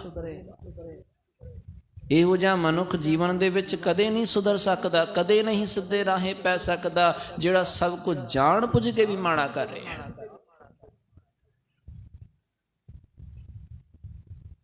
ਬਾਬਾ ਫਰੀਦ ਜੀ ਬਚਨ ਕਰ ਰਹੇ ਨੇ, ਕੂਕੇਂਦਿਆਂ ਚਾਂਗੇਂਦਿਆਂ ਮਤੀ ਦੇਂਦਿਆਂ ਨਿਤ, ਜੋ ਸ਼ੈਤਾਨ ਵੰਜਾਇਆ ਸੇ ਕਿਤ ਫੇਰਹਿ ਚਿਤ। ਇਸ ਮਨ ਨੂੰ ਕੂਕ ਕੂਕ ਕੇ ਕਹੀਦਾ ਹੈ, ਚੰਗੀ ਮਤ ਦੇਈਦੀ ਹੈ, ਇਹਨੂੰ ਕੋਲ ਬਿਠਾ ਕੇ ਸਮਝਾਈਦਾ ਹੈ। ਕੂਕੇਂਦਿਆਂ ਚਾਂਗੇਂਦਿਆਂ ਮਤੀ ਦੇਂਦਿਆਂ ਨਿਤ, ਪਰ ਸਿੱਟਾ ਕੀ ਨਿਕਲ ਰਿਹਾ, ਰਿਜ਼ਲਟ ਕੀ ਹੈ? ਜੋ ਸ਼ੈਤਾਨ ਵੰਜਾਇਆ। ਪਰ ਜਿਸ ਮਨੁੱਖ ਦੇ ਜੀਵਨ ਨੂੰ ਇਸ ਸ਼ੈਤਾਨ ਮਨ ਨੇ ਵਿਗਾੜ ਦਿੱਤਾ ਹੈ, ਸੇ ਕਿਤ ਫੇਰਹਿ ਚਿਤ, ਉਹ ਕਿਵੇਂ ਮੁੜ ਕੇ ਆਉਣ, ਉਹ ਕਿਵੇਂ ਆਪਣਾ ਸੁਭਾਅ ਬਦਲਣ, ਕਿਵੇਂ ਸਹੀ ਰਾਹੇ ਆਉਣ, ਕਿਉਂਕਿ ਜਾਣ ਪੁੱਝ ਕੇ ਮਾੜਾ ਕਰ ਰਿਹਾ ਹੈ। ਭਗਤ ਕਬੀਰ ਜੀ ਨੇ ਇਹ ਬਚਨ ਤਾਂ ਹੀ ਸਮਝਾਉਣੇ ਕੀਤੇ, ਜਿਹੜਾ ਹੈ ਸੰਤਾ ਮਾਨੋ ਦੂਤਾ ਡਾਨੋ, ਇਹ ਕੁਟਵਾਰੀ ਮੇਰੀ, ਮੇਰੀ ਤੇ ਜੁਗਤੀ ਇਹੀ ਹੈ, ਦਿਨਸ ਰਹਿਣ ਤੇਰੇ ਪਾਉ ਪਲੋਸੋਂ, ਕੇਸ ਚਵਰ ਸੰਕਰ ਫੇਰੀ। ਐ ਮਾਲਕ ਜੀ ਦਿਨਸ ਰਹਿਣ ਤੇਰੇ ਪਾਉ ਪਲੋਸੋਂ, ਮੈਂ ਰਾਤ ਦਿਨ ਆਪ ਜੀ ਦੇ ਪੈਰ, ਆਪ ਜੀ ਦੇ ਚਰਨ ਪਲੋਸਦਾ ਹਾਂ, ਆਪ ਜੀ ਦੇ ਚਰਣੀ ਪੈਂਦਾ ਹਾਂ, ਆਪ ਜੀ ਦੇ ਚਰਨ ਘੁੱਟਦਾ ਹਾਂ, ਆਪ ਜੀ ਦੇ ਚਰਣੀ ਹੱਥ ਲਾਉਣਾ ਹਾਂ, ਸੇਵਾ ਕਰਦਾ ਆਪ ਜੀ ਦੇ ਚਰਨਾਂ ਦੀ। ਦਿਨਸ ਰਹਿਣ ਤੇਰੇ ਪਾਉ ਪਲੋਸੋਂ, ਕੇਸ ਚਵਰ ਕਰ ਫੇਰੀ। ਤੇ ਆਪਣੇ ਕੇਸ਼ਾਂ ਦਾ ਚੌਰ ਬਣਾ ਕੇ ਆਪ ਜੀ ਨੂੰ ਕਰਦਾ ਹਾਂ, ਆਪਣੇ ਕੇਸ਼ਾਂ ਦਾ ਚੌਰ ਬਣਾ ਕੇ ਆਪ ਜੀ ਨੂੰ ਕਰਦਾ ਹਾਂ। ਸਤਿਕਾਰ ਦੇ ਵਜੋਂ ਇਹ ਬਚਨ ਨੇ, ਨਮਰਤਾ ਦਾ ਪ੍ਰਤੀਕ, ਸਮਰਪਿਤ ਭਾਵਨਾ ਦਾ ਪ੍ਰਤੀਕ। ਕੇਸ਼ ਦੇ ਚੌਰ ਬਣਾ ਕੇ ਕਿਸੇ ਨੂੰ ਝੁਲਾਉਣਾ, ਇਹ ਨਿਮਰਤਾ ਹੀ ਤੇ ਹੈ, ਸਮਰਪਿਤ ਭਾਵਨਾ ਹੀ ਤੇ ਹੈ। ਚੌਰ ਤੇ ਹਮੇਸ਼ਾ ਨੀਵੇਂ ਹੋ ਕੇ ਹੋਏਗਾ ਨਾ। ਹੁਣ ਜਿਸ ਮਨੁੱਖ ਦੇ ਮੰਤਰ ਆਤਰ ਆਤਮੇ ਸਮਰਪਿਤ ਭਾਵਨਾ ਨਹੀਂ ਹੈ, ਉਹ ਕਿਵੇਂ ਚਰਨਾਂ ਤੇ ਟਏਗਾ? ਕਿਵੇਂ ਚਰਨਾਂ ਤੇ ਟਏਗਾ? ਕੇਸ਼ਾਂ ਦੀ ਗੱਲ ਹੈ। ਇਤਿਹਾਸਕ ਪੱਖ ਤੁਸੀਂ ਜਾਣਦੇ ਹੋ, ਨਿਮਰਤਾ ਦੇ ਨਾਲ ਸੰਬੰਧ ਹੈ। ਕਿਉਂਕਿ ਕੇਸ਼ਾਂ ਦਾ, ਚੌਰ ਕੇਸਾਂ ਦਾ, ਨਿਮਰਤਾ ਜਿਹੜਾ ਹੈ, ਚਰਨਾਂ ਦੀ ਸੇਵਾ ਕਰਨਾ, ਪਲੋਸਣਾ, ਇਹ ਨਿਮਰਤਾ ਦੀ ਗੱਲ ਹੈ। ਇਤਿਹਾਸਕ ਪੱਖ ਹੈ, ਪਾਤਸ਼ਾਹ ਜੀ ਧੰਨ ਸ਼੍ਰੀ ਗੁਰੂ ਅਮਰਦਾਸ ਮਹਾਰਾਜ, ਧੰਨ ਗੁਰੂ ਅਮਰਦਾਸ ਮਹਾਰਾਜ ਜੀ ਗੁਰਤਾ ਗੱਦੀ ਤੇ ਬਿਰਾਜਮਾਨ ਨੇ। ਗੁਰਤਾ ਗੱਦੀ ਤੇ ਬਿਰਾਜਮਾਨ ਨੇ ਤੇ ਉਸ ਵੇਲੇ ਭਾਈ ਦਾਤੂ ਜੀ ਗੁਰੂ ਹਜ਼ੂਰੀ ਚ ਆ ਜਾਂਦੇ ਨੇ। ਗੁਰੂ ਹਜ਼ੂਰੀ ਵਿੱਚ ਜਦੋਂ ਪਹੁੰਚਦੇ ਨੇ, ਆਉਂਦਿਆਂ ਸਾਰ ਕਿ ਕ੍ਰੋਧ ਵਿੱਚ ਨੇ, ਗੁੱਸੇ ਦੇ ਵਿੱਚ ਨੇ, ਦੂਜਿਆਂ ਦੀ ਚੁੱਕ ਦੇ ਵਿੱਚ ਆਏ ਹੋਏ ਨੇ। ਪਾਤਸ਼ਾਹ ਜੀ ਸਿੰਘਾਸਣ ਤੇ ਬੈਠੇ ਹੋਏ ਨੇ, ਸਿੱਖ ਕੋਲ ਨਾਲ ਬੈਠੀ ਹੋਈ ਸੰਗਤ ਹੈ। ਤੇ ਭਾਈ ਦਾਤੂ ਜੀ ਜਦੋਂ ਗੁਰੂ ਦੀ ਹਜ਼ੂਰੀ 'ਚ ਆਏ, ਆਂਦਿਆਂ ਸਾਰ ਪਾਤਸ਼ਾਹ ਜੀ ਗੁਰੂ ਅਮਰਦਾਸ ਮਹਾਰਾਜ ਜੀ ਨੂੰ ਸਿੰਘਾਸਣ ਤੇ ਬੈਠਿਆਂ ਨੂੰ ਕੱਢ ਕੇ ਲੱਤ ਮਾਰ ਦਿੱਤੀ ਹੈ। ਤੇ ਗੁਰੂ ਅਮਰਦਾਸ ਮਹਾਰਾਜ ਜੀ ਦਾ ਅੱਗੋਂ ਦੇਖੋ ਜਵਾਬ, ਉਹਨਾਂ ਦੀ ਪ੍ਰਤੀਕਿਰਿਆ ਕੀ ਹੈ। ਭਾਈ ਦਾਤੂ ਜੀ ਗੁਰੂ ਪੁੱਤਰ ਹੋਣ ਦਾ ਮਾਣ ਰੱਖਦੇ ਸਨ, ਗੁਰੂ ਪੁੱਤਰ ਸਨ ਗੁਰੂ ਅੰਗਦ ਦੇਵ ਮਹਾਰਾਜ ਜੀ ਦੇ। ਅਮਰਦਾਸ ਮਹਾਰਾਜ ਜੀ ਬੜੇ ਪਿਆਰ ਨਾਲ ਕਹਿੰਦੇ ਨੇ, ਕਹਿੰਦੇ ਜੀ ਮੇਰਾ ਇਹ ਸਰੀਰ ਕਠੋਰ ਹੈ, ਹੱਡ ਨਾਲ ਭਰਿਆ ਹੋਇਆ ਹੈ, 74 ਸਾਲ ਦੀ ਮੇਰੀ ਉਮਰ ਹੈ। ਆਪ ਜੀ ਦਾ ਕੋਮਲ ਤਨ ਹੈ, ਕੋਮਲ ਸਰੀਰ ਹੈ। ਕਿਤੇ ਆਪ ਜੀ ਦੇ ਚਰਨਾਂ ਨੂੰ, ਆਪ ਜੀ ਦੇ ਪੈਰਾਂ ਨੂੰ ਸੱਟ ਨਾ ਲੱਗੀ ਹੋਵੇ। ਤੁਸਾਂ ਗੁਰੂ ਪੁੱਤਰ ਹੋਣ ਦਾ ਮਾਣ ਰੱਖਦੇ ਹੋ ਤੇ ਆਪ ਜੀ ਦੇ ਪੈਰਾਂ ਨੂੰ ਕਿਤੇ ਸੱਟ ਨਾ ਲੱਗ ਗਈ ਹੋਵੇ। ਆਓ ਮੈਂ ਇਹਨਾਂ ਚਰਨਾਂ ਨੂੰ ਘੁੱਟ ਦਿਆਂ, ਆਓ ਮੈਂ ਇਹਨਾਂ ਚਰਨਾਂ ਨੂੰ ਘੁੱਟ ਦਿਆਂ, ਪਲੋਸ ਦਿਆਂ। ਜਦੋਂ ਇਹ ਗੱਲ ਕਹੀ ਤੇ ਆਪ ਹੀ ਸ਼ਰਮਸਾਰ ਹੋ ਗਏ। ਤੇ ਇੱਕ ਵਾਕਿਆ ਧੰਨ ਸ਼੍ਰੀ ਗੁਰੂ ਅੰਗਦ ਦੇਵ ਮਹਾਰਾਜ ਜੀ ਦੇ ਜੀਵਨ ਦੇ ਵਿੱਚ ਆਉਂਦਾ ਹੈ। ਸੂਰਜ ਪ੍ਰਕਾਸ਼ ਦੇ ਵਿੱਚ ਇਸ ਦਾ ਜ਼ਿਕਰ ਕੀਤਾ ਹੈ। ਕਹਿੰਦੇ ਜਿਸ ਵੇਲੇ ਬਾਬਾ ਸ਼੍ਰੀ ਚੰਦ ਜੀ ਗੁਰੂ ਅੰਗਦ ਦੇਵ ਮਹਾਰਾਜ ਜੀ ਦੀ ਹਜ਼ੂਰੀ 'ਚ ਜਾਂਦੇ ਨੇ ਮਿਲਣ ਵਾਸਤੇ, ਗੁਰੂ ਨਾਨਕ ਦੇਵ ਮਹਾਰਾਜ ਜੀ ਦੇ ਪੁੱਤਰ ਨੇ ਸ਼੍ਰੀ ਚੰਦ ਜੀ। ਤੇ ਜਦੋਂ ਸ਼੍ਰੀ ਚੰਦ ਜੀ ਗੁਰੂ ਅੰਗਦ ਦੇਵ ਮਹਾਰਾਜ ਜੀ ਦੀ ਹਜ਼ੂਰੀ 'ਚ ਜਾਂਦੇ ਨੇ ਮਿਲਣ ਵਾਸਤੇ, ਕਿਉਂਕਿ ਪਾਤਸ਼ਾਹ ਦੀ ਗੁਰਤਾ ਗੱਦੀ ਤੇ ਬਿਰਾਜਮਾਨ ਹੋਏ ਨੇ, ਵਡਿਆਈ ਸੁਣੀ ਹੈ, ਨਾਮ ਸੁਣਿਆ। ਅਸੀਂ ਵਿਚਾਰ ਵੀ ਆਏ ਹਾਂ ਪਿੱਛੇ ਰਾਮਕਲੀ ਦੀ ਵਾਰ ਦੇ ਵਿੱਚ, ਸੱਤਾ ਬਲਵੰਡ ਜੀ ਦੀ ਵਾਰ ਦੇ ਵਿੱਚ, ਕਿ ਸੋ ਟੇਕਾ ਸੋ ਬਹਿਣ ਕੱਪ ਸ਼ੈ ਕਾਇਆ ਫਿਰ ਪਲਟੀਐ, ਝੁੱਲੇ ਸੋ ਛਤ ਨਿਰੰਜਨੀ ਮਲ ਤਖਤ ਬੈਠਾ ਗੁਰ ਹਟੀਐ, ਕਰ ਹੈ ਜੇ ਗੁਰ ਫਰਮਾਇਆ ਸਿਰ ਜੋਗ ਅਲੂਣੀ ਚੱਟੀਐ। ਸੁਣਿਆ ਉਹਨਾਂ ਨੇ ਵੀ ਜਸ ਗੁਰੂ ਅੰਗਦ ਦੇਵ ਮਹਾਰਾਜ ਜੀ ਦਾ, ਲਹਿਣੇ ਦੀ ਫੇਰ ਆਈ ਹੈ ਨਾਨਕਾ ਦੋਹੀ ਖਟੀਐ। ਉਹਨਾਂ ਦੀ ਦੁਹਾਈਆਂ ਪਈਆਂ ਹੋਈਆਂ ਨੇ, ਚਾਰੇ ਪਾਸੇ ਉਹਨਾਂ ਦਾ ਨਾਮ ਸੰਗਤਾਂ ਦੇ ਵਿੱਚ ਲਿਆ ਜਾ ਰਿਹਾ। ਤੇ ਜਿਸ ਵੇਲੇ ਸ੍ਰੀ ਚੰਦ ਜੀ ਗੁਰੂ ਅੰਗਦ ਦੇਵ ਮਹਾਰਾਜ ਜੀ ਨੂੰ ਮਿਲਣ ਵਾਸਤੇ ਆਏ, ਆ ਕੇ ਵਿਚਾਰ ਚਰਚਾ ਹੋਈ। ਜਦੋਂ ਗੱਲ ਕਰਨੀ ਲੱਗੀ, ਆਰੰਭ ਕੀਤੇ ਤੇ ਗੱਲਾਂ ਦੇ ਵਿੱਚ, ਕਿਉਂਕਿ ਸ਼੍ਰੀ ਚੰਦ ਜੀ ਉਹ ਵੀ ਅਧਿਆਤਮ ਨਾਲ ਜੁੜੇ ਹੋਏ ਨੇ, ਰਾਹ ਵੱਖਰਾ ਹੈ, ਰਾਹ ਉਹਨਾਂ ਦਾ ਵੱਖਰਾ ਹੈ, ਪਰ ਜੋ ਸੁਭਾਅ ਹੈ ਉਹ ਤੇ ਸਾਧ ਵਾਲਾ ਹੀ ਹੈ ਨਾ। ਤੇ ਜਦੋਂ ਦੋ ਵਿਦਵਾਨ ਮਿਲਦੇ ਨੇ, ਜਦੋਂ ਦੋ ਜਿਹੜੀ ਸਹਿਜ ਅਵਸਥਾ ਜਾਂ ਕਹਿ ਲਓ, ਜਦੋਂ ਦੋ ਅਧਿਆਤਮ ਨਾਲ ਜੁੜੇ ਹੋਏ ਮਨੁੱਖ ਸੇਵਕ ਜਨ ਮਿਲਦੇ ਨੇ, ਉਹਨਾਂ ਦੀ ਰਜ਼ਮ ਤੇ ਉਹਨਾਂ ਦੀ ਗੱਲ ਵੱਖਰੀ ਹੁੰਦੀ ਹੈ। ਉਹਨਾਂ ਦਾ ਕਿਹਾ ਹੋਇਆ ਇੱਕ ਇੱਕ ਬੋਲ ਉਹਦਾ ਆਪਣਾ ਕੋਈ ਮਤਲਬ ਹੁੰਦਾ ਹੈ, ਅਰਥ ਹੁੰਦਾ ਹੈ। ਸ੍ਰੀ ਚੰਦ ਜੀ ਵੇਖਣਾ ਚਾਹੁੰਦੇ ਸੀ ਭਾਈ ਜੋ ਜੋਤ ਗੁਰੂ ਨਾਨਕ ਦੇਵ ਮਹਾਰਾਜ ਜੀ ਦੀ ਗੱਦੀ ਦੀ ਜ਼ਿੰਮੇਵਾਰੀ ਸਾਂਭੀ ਬੈਠੀ ਆ, ਆਖਿਰ ਉਹਦਾ ਜਸ ਵੀ ਇੰਨਾ ਹੈ ਸੀ। ਵੇਖਿਆ ਤਾਂ ਸਹੀ, ਗੱਲਾਂ ਗੱਲਾਂ ਦੇ ਵਿੱਚ ਰਜ਼ਮ ਦੇ ਨਾਲ ਬੜੇ ਸੋਹਣੇ ਤੇ ਬੜੇ ਨਿਮਰਤਾ ਨਾਲ ਗੱਲ ਕਹੀ ਹੈ, ਬਚਨ ਕਹੇ। ਕਹਿੰਦੇ ਜੀ ਆਪ ਜੀ ਦਾ ਦਾੜਾ ਬੜਾ ਸੋਹਣਾ ਲੱਗਦਾ ਹੈ, ਦਾੜਾ ਬੜਾ ਸੋਹਣਾ ਲੱਗ ਰਿਹਾ ਹੈ, ਬੜਾ ਲੰਮਾ ਵਧਾਇਆ ਹੋਇਆ, ਕਾਹਦੇ ਲਈ? ਦਾੜਾ ਬੜਾ ਸੋਹਣਾ ਹੈ, ਬੜਾ ਵਧਾਇਆ, ਕਾਹਦੇ ਲਈ ਵਧਾਇਆ ਹੋਇਆ? ਅੱਗੋਂ ਗੁਰੂ ਅੰਗਦ ਦੇਵ ਮਹਾਰਾਜ ਜੀ ਕਹਿੰਦੇ ਜੀ ਆਪ ਜੀ ਵਰਗੇ ਮਹਾਂਪੁਰਖਾਂ ਦੇ ਚਰਨ ਝਾੜਨ ਵਾਸਤੇ। ਆਪ ਜੀ ਵਰਗੇ ਜੋ ਮਹਾਂਪੁਰਖ ਨੇ, ਉਹਨਾਂ ਵਰਗੇ ਚਰਨ, ਉਹਨਾਂ ਵਰਗਿਆਂ ਦੇ ਚਰਨ ਝਾੜਨ ਨੂੰ ਜਿਹੜਾ ਹੈ ਵਧਾਇਆ ਹੋਇਆ। ਜਦੋਂ ਇਹ ਗੱਲ ਕਹੀ ਨਾ, ਅੱਗੋਂ ਇੰਨਾ ਕੁ ਪ੍ਰਭਾਵਿਤ ਹੋਏ ਉਹਨਾਂ ਦੇ ਜਵਾਬ ਤੋਂ, ਉਹਨਾਂ ਦੀ ਗੱਲ ਤੋਂ। ਉਹਨਾਂ ਨੇ ਬਚਨ ਕਹੇ, ਕਹਿੰਦੇ ਇਸ ਕਾਰਨ ਘਰ ਲੁੱਟਿਓ ਹਮਾਰਾ। ਸੋ ਪ੍ਰਕਾਸ਼ ਦੇ ਵਿੱਚ ਬਚਨ ਨੇ ਸ਼੍ਰੀ ਚੰਦ ਜੀ ਨੇ ਗੱਲ ਕਹੀ, ਕਹਿੰਦੇ ਇਸ ਕਾਰਨ ਘਰ ਲੁੱਟਿਓ ਹਮਾਰਾ। ਜੋ ਆਪਾਂ ਪਿੱਛੇ ਬਚਨ ਵੀ ਕੀਤੇ ਸੀ ਨਾ ਉਦੋਂ, ਕਿ ਪੁੱਤਰੀ ਕੌਲ ਨਾ ਪਾਲਿਓ, ਕਰ ਪੀਰੋਂ ਕੰਨ ਮੁਰਟੀਐ, ਦਿਲ ਖੋਟੇ ਆਕੀ ਫਿਰਨ, ਬਨ ਭਾਰ ਉਚੈਨ ਛਟੀਐ।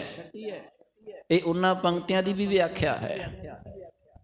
ਸ੍ਰੀ ਚੰਦ ਜੀ ਨੇ ਕਿਹਾ, ਕਹਿੰਦੇ ਤੇ ਕਾਰਨ ਕਰ ਲੁੱਟਿਓ ਹਮਾਰਾ। ਕਹਿੰਦੇ ਬਾਬਾ ਲੈਣਾ ਜੀ, ਗੁਰੂ ਅੰਗਦ ਦੇਵ ਮਹਾਰਾਜ ਜੀ, ਬਸ ਇਹੀ ਤੇ ਘਾਟ ਸੀ ਸਾਡੇ ਵਿੱਚ, ਇਹੀ ਕਾਰਨ ਹੈ, ਇਹੀ ਨਿਮਰਤਾ ਹੈ, ਇਹੀ ਸਮਰਪਿਤ ਭਾਵਨਾ ਹੈ, ਜਿਸ ਕਾਰਨ ਕਰਕੇ ਸਾਡਾ ਇਹ ਘਰ ਲੁੱਟਿਆ ਗਿਆ। ਲੁੱਟਣ ਦਾ ਅਰਥ ਹੈ ਕਿ ਜਿਸ ਨੂੰ ਅਸੀਂ, ਜਾਂ ਜਿਸ ਨੂੰ ਦੁਨੀਆ ਕਵੇ ਜੀ ਦਾਅਵੇਦਾਰ ਪੁੱਤਰ ਹੁੰਦੇ ਨੇ,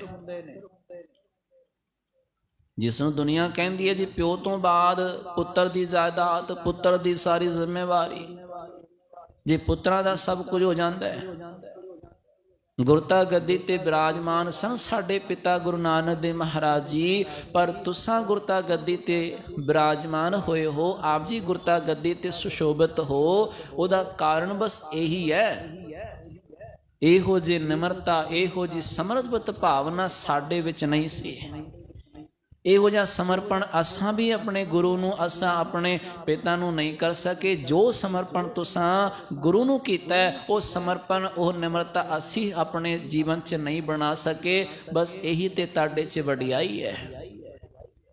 ਬੜੇ ਖੁਸ਼ ਹੋ ਕੇ ਇਹ ਗੱਲ ਕਹਿ ਕੇ ਵਾਪਸ ਪਰਤੇ ਸਨ ਕਿ ਜਿਹੋ ਜਿਹਾ ਦੇਖਿਆ ਸੁਣਿਆ ਸੀ, ਉਹੋ ਜਿਹਾ ਦੇਖਿਆ। ਉੱਥੇ ਕੋਈ ਰੋਸ਼ ਨਹੀਂ, ਕੋਈ ਗੁੱਸਾ ਨਹੀਂ, ਜਾਂ ਗੁੱਸਾ ਕਰਕੇ ਨਹੀਂ ਆਏ ਸਨ ਬਾਬਾ ਸ੍ਰੀ ਚੰਦ ਜੀ, ਅਭਿਲਾਖਾ ਕਰਕੇ ਆਏ ਸਨ। ਤੇ ਉਹੀ ਬਚਨ ਭਗਤ ਕਬੀਰ ਜੀ ਦੇ, ਭਗਤ ਕਬੀਰ ਜੀ ਆਖ ਰਹੇ ਨੇ, ਸੰਤਾ ਮਾਨੋ ਦੂਤਾ ਡਾਨੋ, ਇਹ ਕੁਟਵਾਰੀ ਮੇਰੀ, ਦਿਨਸ ਰੈਨ ਤੇਰੇ ਪਾਉ ਪਲੋਸੋਂ, ਕੇਸ ਚਵਰ ਕਰ ਫੇਰੀ। ਮਾਲਕ ਜੋ ਮੈਂ ਸਮਰਪਿਤ ਹਾਂ, ਰਹਿਣ ਦਿਨ ਆਪ ਜੀ ਦੇ ਚਰਨਾਂ ਦੇ ਸੇਵਾ ਕਰਾਂ, ਤੇ ਇੱਕ ਚਵਰ ਆਪ ਜੀ ਦੇ ਆਪਣੇ ਕੇਸਾਂ ਦਾ ਚਰ ਬਣਾ ਕੇ ਆਪ ਜੀ ਨੂੰ ਕਰਾਂ। ਹਮ ਕੂਕਰ ਤੇਰੇ ਦਰਬਾਰ, ਅਸੀਂ ਕੂਕਰ ਹਾਂ ਤੇਰੇ ਦਰ ਦੇ। ਕੂਕਰ ਕੁੱਤਾ, ਅਸੀਂ ਕੂਕਰ ਹਾਂ ਤੇਰੇ ਦਰ ਦੇ, ਹਮ ਕੂਕਰ ਤੇਰੇ ਦਰਬਾਰ। ਭੌਂਕੈ ਆਗੈ ਬਦਨ ਪਸਾਰ, ਰਹਾਉ ਤੇ ਅਸੀਂ ਭੌਂਕਦੇ ਹਾਂ, ਮੂੰਹ ਕੱਢ ਕੇ ਅਗਾਂਹ ਹੋ ਕੇ ਭੌਂਕਦੇ ਆ ਤੇਰੇ ਦਰ ਤੇ। ਕਿੰਨੀ ਨਿਮਰਤਾ ਦੇ ਬੋਲ ਨੇ। ਇਹ ਭਗਤ ਕਬੀਰ ਜੀ ਵਰਗੇ ਕੋਈ ਕਹਿ ਸਕਦੇ ਨੇ। ਕਬੀਰ ਕੂਕਰ ਰਾਮ ਕੋ, ਮੁਤਿਆ ਮੇਰੋ ਨਾਉ, ਗਲੇ ਹਮਾਰੇ ਜੇਵਰੀ, ਜਹਾਂ ਖਿੰਚੈ ਤਹਾਂ ਜਾਓ।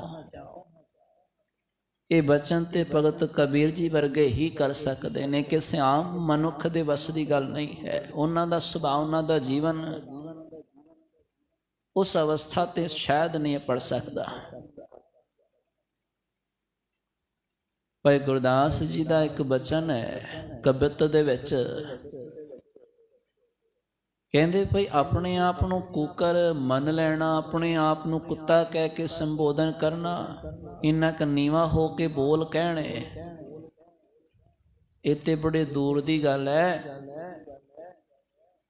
जे कोई दूजा मनुख रोश विच गुस्से विच किसी कारण करके इहो जिहा लफ्ज़ वरत दे ना किसी वास्ते, ते मनुख नूं इह गाल लगदी है जी मैनूं गाल कड्डी है, मैनूं माड़ा आखिया, उहनूं लड़न नूं दौड़दा है, उहनूं मारन नूं दौड़दा है। यही है ना, मारन नूं दौड़ेगा। ते इस गल नूं मन लैना किन्नी निमरता वाली गल। बचन है भगत जो भाई गुरदास जी का, जो को कहे सर्प मिर्ग स्वान कह, जे कोई किसी मनुख नो स्वान, उन्होंने हालांकि किसी कारण करके गल कही है, भगत भाई गुरदास जी ने किसी कारण करके गल कही है। कारण की है वो भी आप विचार लेने। ਉਹ ਆਖਦੇ ਨੇ, ਕਹਿੰਦੇ ਜੇ ਕਿਸੇ ਮਨੁੱਖ ਨੂੰ ਇਹਨਾਂ ਸ਼ਬਦਾਂ ਦੇ ਨਾਲ ਮੁਖਾਤਬ ਕਰਕੇ, ਇਹਨਾਂ ਸ਼ਬਦਾਂ ਨਾਲ ਸੰਬੋਧਨ ਕਰਕੇ ਕਿਸੇ ਨੂੰ ਆਵਾਜ਼ ਲਾਓ, ਕਿਸੇ ਨੂੰ ਕੁਝ ਕਹਿ ਦਈਏ ਨਾ, ਗੁੱਸੇ ਨਾਲ ਭਰ ਜਾਏਗਾ, ਮਾਰਨ ਨੂੰ ਦੌੜੇਗਾ। ਇੰਨਾ ਗੁੱਸਾ ਆਏਗਾ ਮੈਨੂੰ ਮਾਰ ਦਿਆਂ, ਇਹਨੇ ਕਹਿ ਕਿਵੇਂ ਦਿੱਤਾ, ਹਿੰਮਤ ਕਿਵੇਂ ਹੋ ਗਈ। ਜੋ ਕਉ ਕਹੈ ਸਵਾਨ ਸਰਪ ਮਿਰਗ ਕਹਿ, सुनत रिसाए धाए गार मार दीजिए। सुनदियां सार रिस जाता है, गुस्सा आ जाता है, गार मार दीजिए। इन्ना गुस्सा किवें उस मार दियां, जानों मार दियां। जे को कहे स्वान, स्वान का अर्थ है कुत्ता, सर्प सप कह दवे, स्वान सर्प मृग कह, कोई हिरण आदि कह दवे, कोई मिरण हिर कह, कोई कह दे जी सप वर्गा बंदे सप है। पर उन्होंने आखना कीता, कहते जो भगती तो टुटे हुए ने ना, परमात्मा की भगती करने वाले नहीं हन, रब दा नाम जपण वाले नहीं हन, कहते मैनू तो इंज लगता जे किते इहो जे मनुख नूं इन्हां नावां नाल भी संबोधन कर रहा है ना कोई, जां संबोधन करिए ਤਾਂ ਇਨ੍ਹਾਂ ਪਸ਼ੂਆਂ ਦੀ ਆਪਣੀ ਬੇਇੱਜ਼ਤੀ ਹੈ। ਇਨ੍ਹਾਂ ਪਸ਼ੂਆਂ ਨੂੰ ਆਪ ਅਸੀਂ ਕਹਿੰਦੇ ਉਹਨਾਂ ਪਸ਼ੂਆਂ ਦੀ ਬੇਇੱਜ਼ਤੀ ਹੈ, ਮਨੁੱਖ ਦੀ ਬੇਇੱਜ਼ਤੀ ਨਹੀਂ ਹੈ। ਇੰਨੇ ਮਾੜੇ ਲੋਕ ਨੇ ਉਹ ਕਿ ਜਿਹੜੇ ਭਗਤੀ ਨਹੀਂ ਕਰਦੇ, ਜੋ ਗੁਰੂ ਦੀ ਸ਼ਰਨ 'ਚ ਨਹੀਂ ਆਏ, ਜੋ ਨਾਮ ਸਿਮਰਨ ਵਾਲੇ ਨਹੀਂ ਹਨ। ਜੇ ਇਨ੍ਹਾਂ ਨਾਵਾਂ ਨਾਲ ਸੰਬੋਧਨ ਵੀ ਕਰੀਏ ਨਾ ਤੇ ਉਹ ਮਨੁੱਖ ਦੀ ਬੇਇੱਜ਼ਤੀ ਨਹੀਂ ਹੈ, ਉਹ ਉਹਨਾਂ ਪਸ਼ੂਆਂ ਦੀ ਹਿੰਨੇ ਜਿਹੜਾ ਹੈ, ਪਸ਼ੂਆਂ ਨੂੰ ਸਮਝੋ ਕਿ ਹਾਂ ਵੀ ਪਸ਼ੂ ਦੇ ਨਾਂ ਦੀ ਬੇਇੱਜ਼ਤੀ ਹੋ ਰਹੀ ਹੈ ਕਿ ਉਸਨੇ ਕੁੱਤਾ ਕਹਿ ਦਿੱਤਾ, ਇਹ ਕੁੱਤੇ ਦੀ ਬੇਇੱਜ਼ਤੀ ਹੈ। ਕਿਉਂ? ਸਵਾਨ ਸਵਾਮ ਕਾਮ ਲਾਗ ਜਾਮਨੀ ਜਾਗਤ ਰਹਿ। ਕੁੱਤਾ ਤੇ ਆਪਣੇ ਮਾਲਕ ਦੇ ਘਰ ਦੀ ਰਾਖੀ ਵਾਸਤੇ ਰਾਤਾਂ ਨੂੰ ਜਗ ਜਗ ਕੇ अपने मालक दे घर की राखी करदा, रातां नूं जगदा है। स्वान स्वाम काम लाग जामनी जागत रहे, जामनी दा अर्थ हुंदा रात। ते जो इसी तरह मिर्ग है ते सप है, वो मिर्ग देखो किन्नी समर्पित वाला, भावना वाला, कहंदे कंडे हेड़े दी आवाज़ इस तरह वजदी है, उस दे वल जाई जांदा है, समर्पित इन्ना है।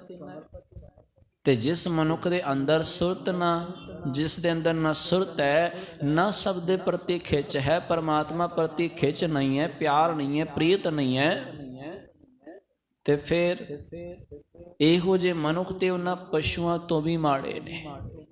कबीर साकत ते सूकर भला, इहो जे मनुख नालों बाणी दी गवाही, सूकर सूर। कबीर साकत ते सूकर भला, राखै आशा गाँव, ओ साकत बपुरा मर गया, कोई ना लह नाओ। भगत कबीर जी की समर्पित भावना कि हम कूकर तेरे दरबार, ਅਸੀਂ ਤੇ ਤੇਰੇ ਦਰ ਤੇ, ਅਸੀਂ ਤੇਰੇ ਦਰ ਦੇ ਕੁੱਤੇ ਹਾਂ, ਕੂਕਰ ਹਾਂ।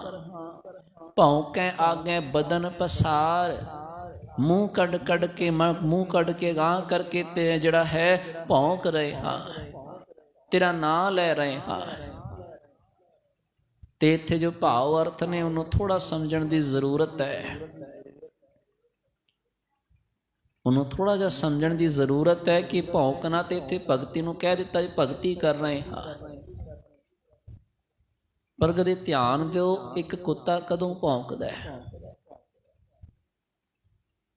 ਕਿਸੇ ਗਲੀ 'ਚ ਕੋਈ ਕੁੱਤਾ ਰਹਿੰਦਾ ਹੋਵੇ, ਸੁਭਾਵਕ ਹੈ, ਦੇਖਿਆ ਹੀ ਹੋਣਾ ਹੈ। ਤੇ ਜਦੋਂ ਉਸ ਗਲੀ ਦੇ ਵਿੱਚ ਕੋਈ ਹੋਰ ਕਈ ਕੁੱਤੇ ਆ ਜਾਣ, ਇਕੱਠੇ ਹੋ ਜਾਣ, ਜਾਂ ਕੋਈ ਕੁੱਤਾ ਕਿਸੇ ਦੂਜੀ ਗਲੀ 'ਚ ਚਲਿਆ ਜਾਏ, ਉੱਥੇ ਦੇ ਜਿਹੜੇ ਕੁੱਤੇ ਨੇ, ਕੂਕਰ ਨੇ, ਇਕੱਠੇ ਹੋ ਜਾਂਦੇ ਨੇ। ਤੇ ਜਿਹੜਾ ਵਿਚਾਰਾ ਇਕੱਲਾ ਹੈ ਨਾ, ਓਪਰਾ ਜਾਏਗਾ,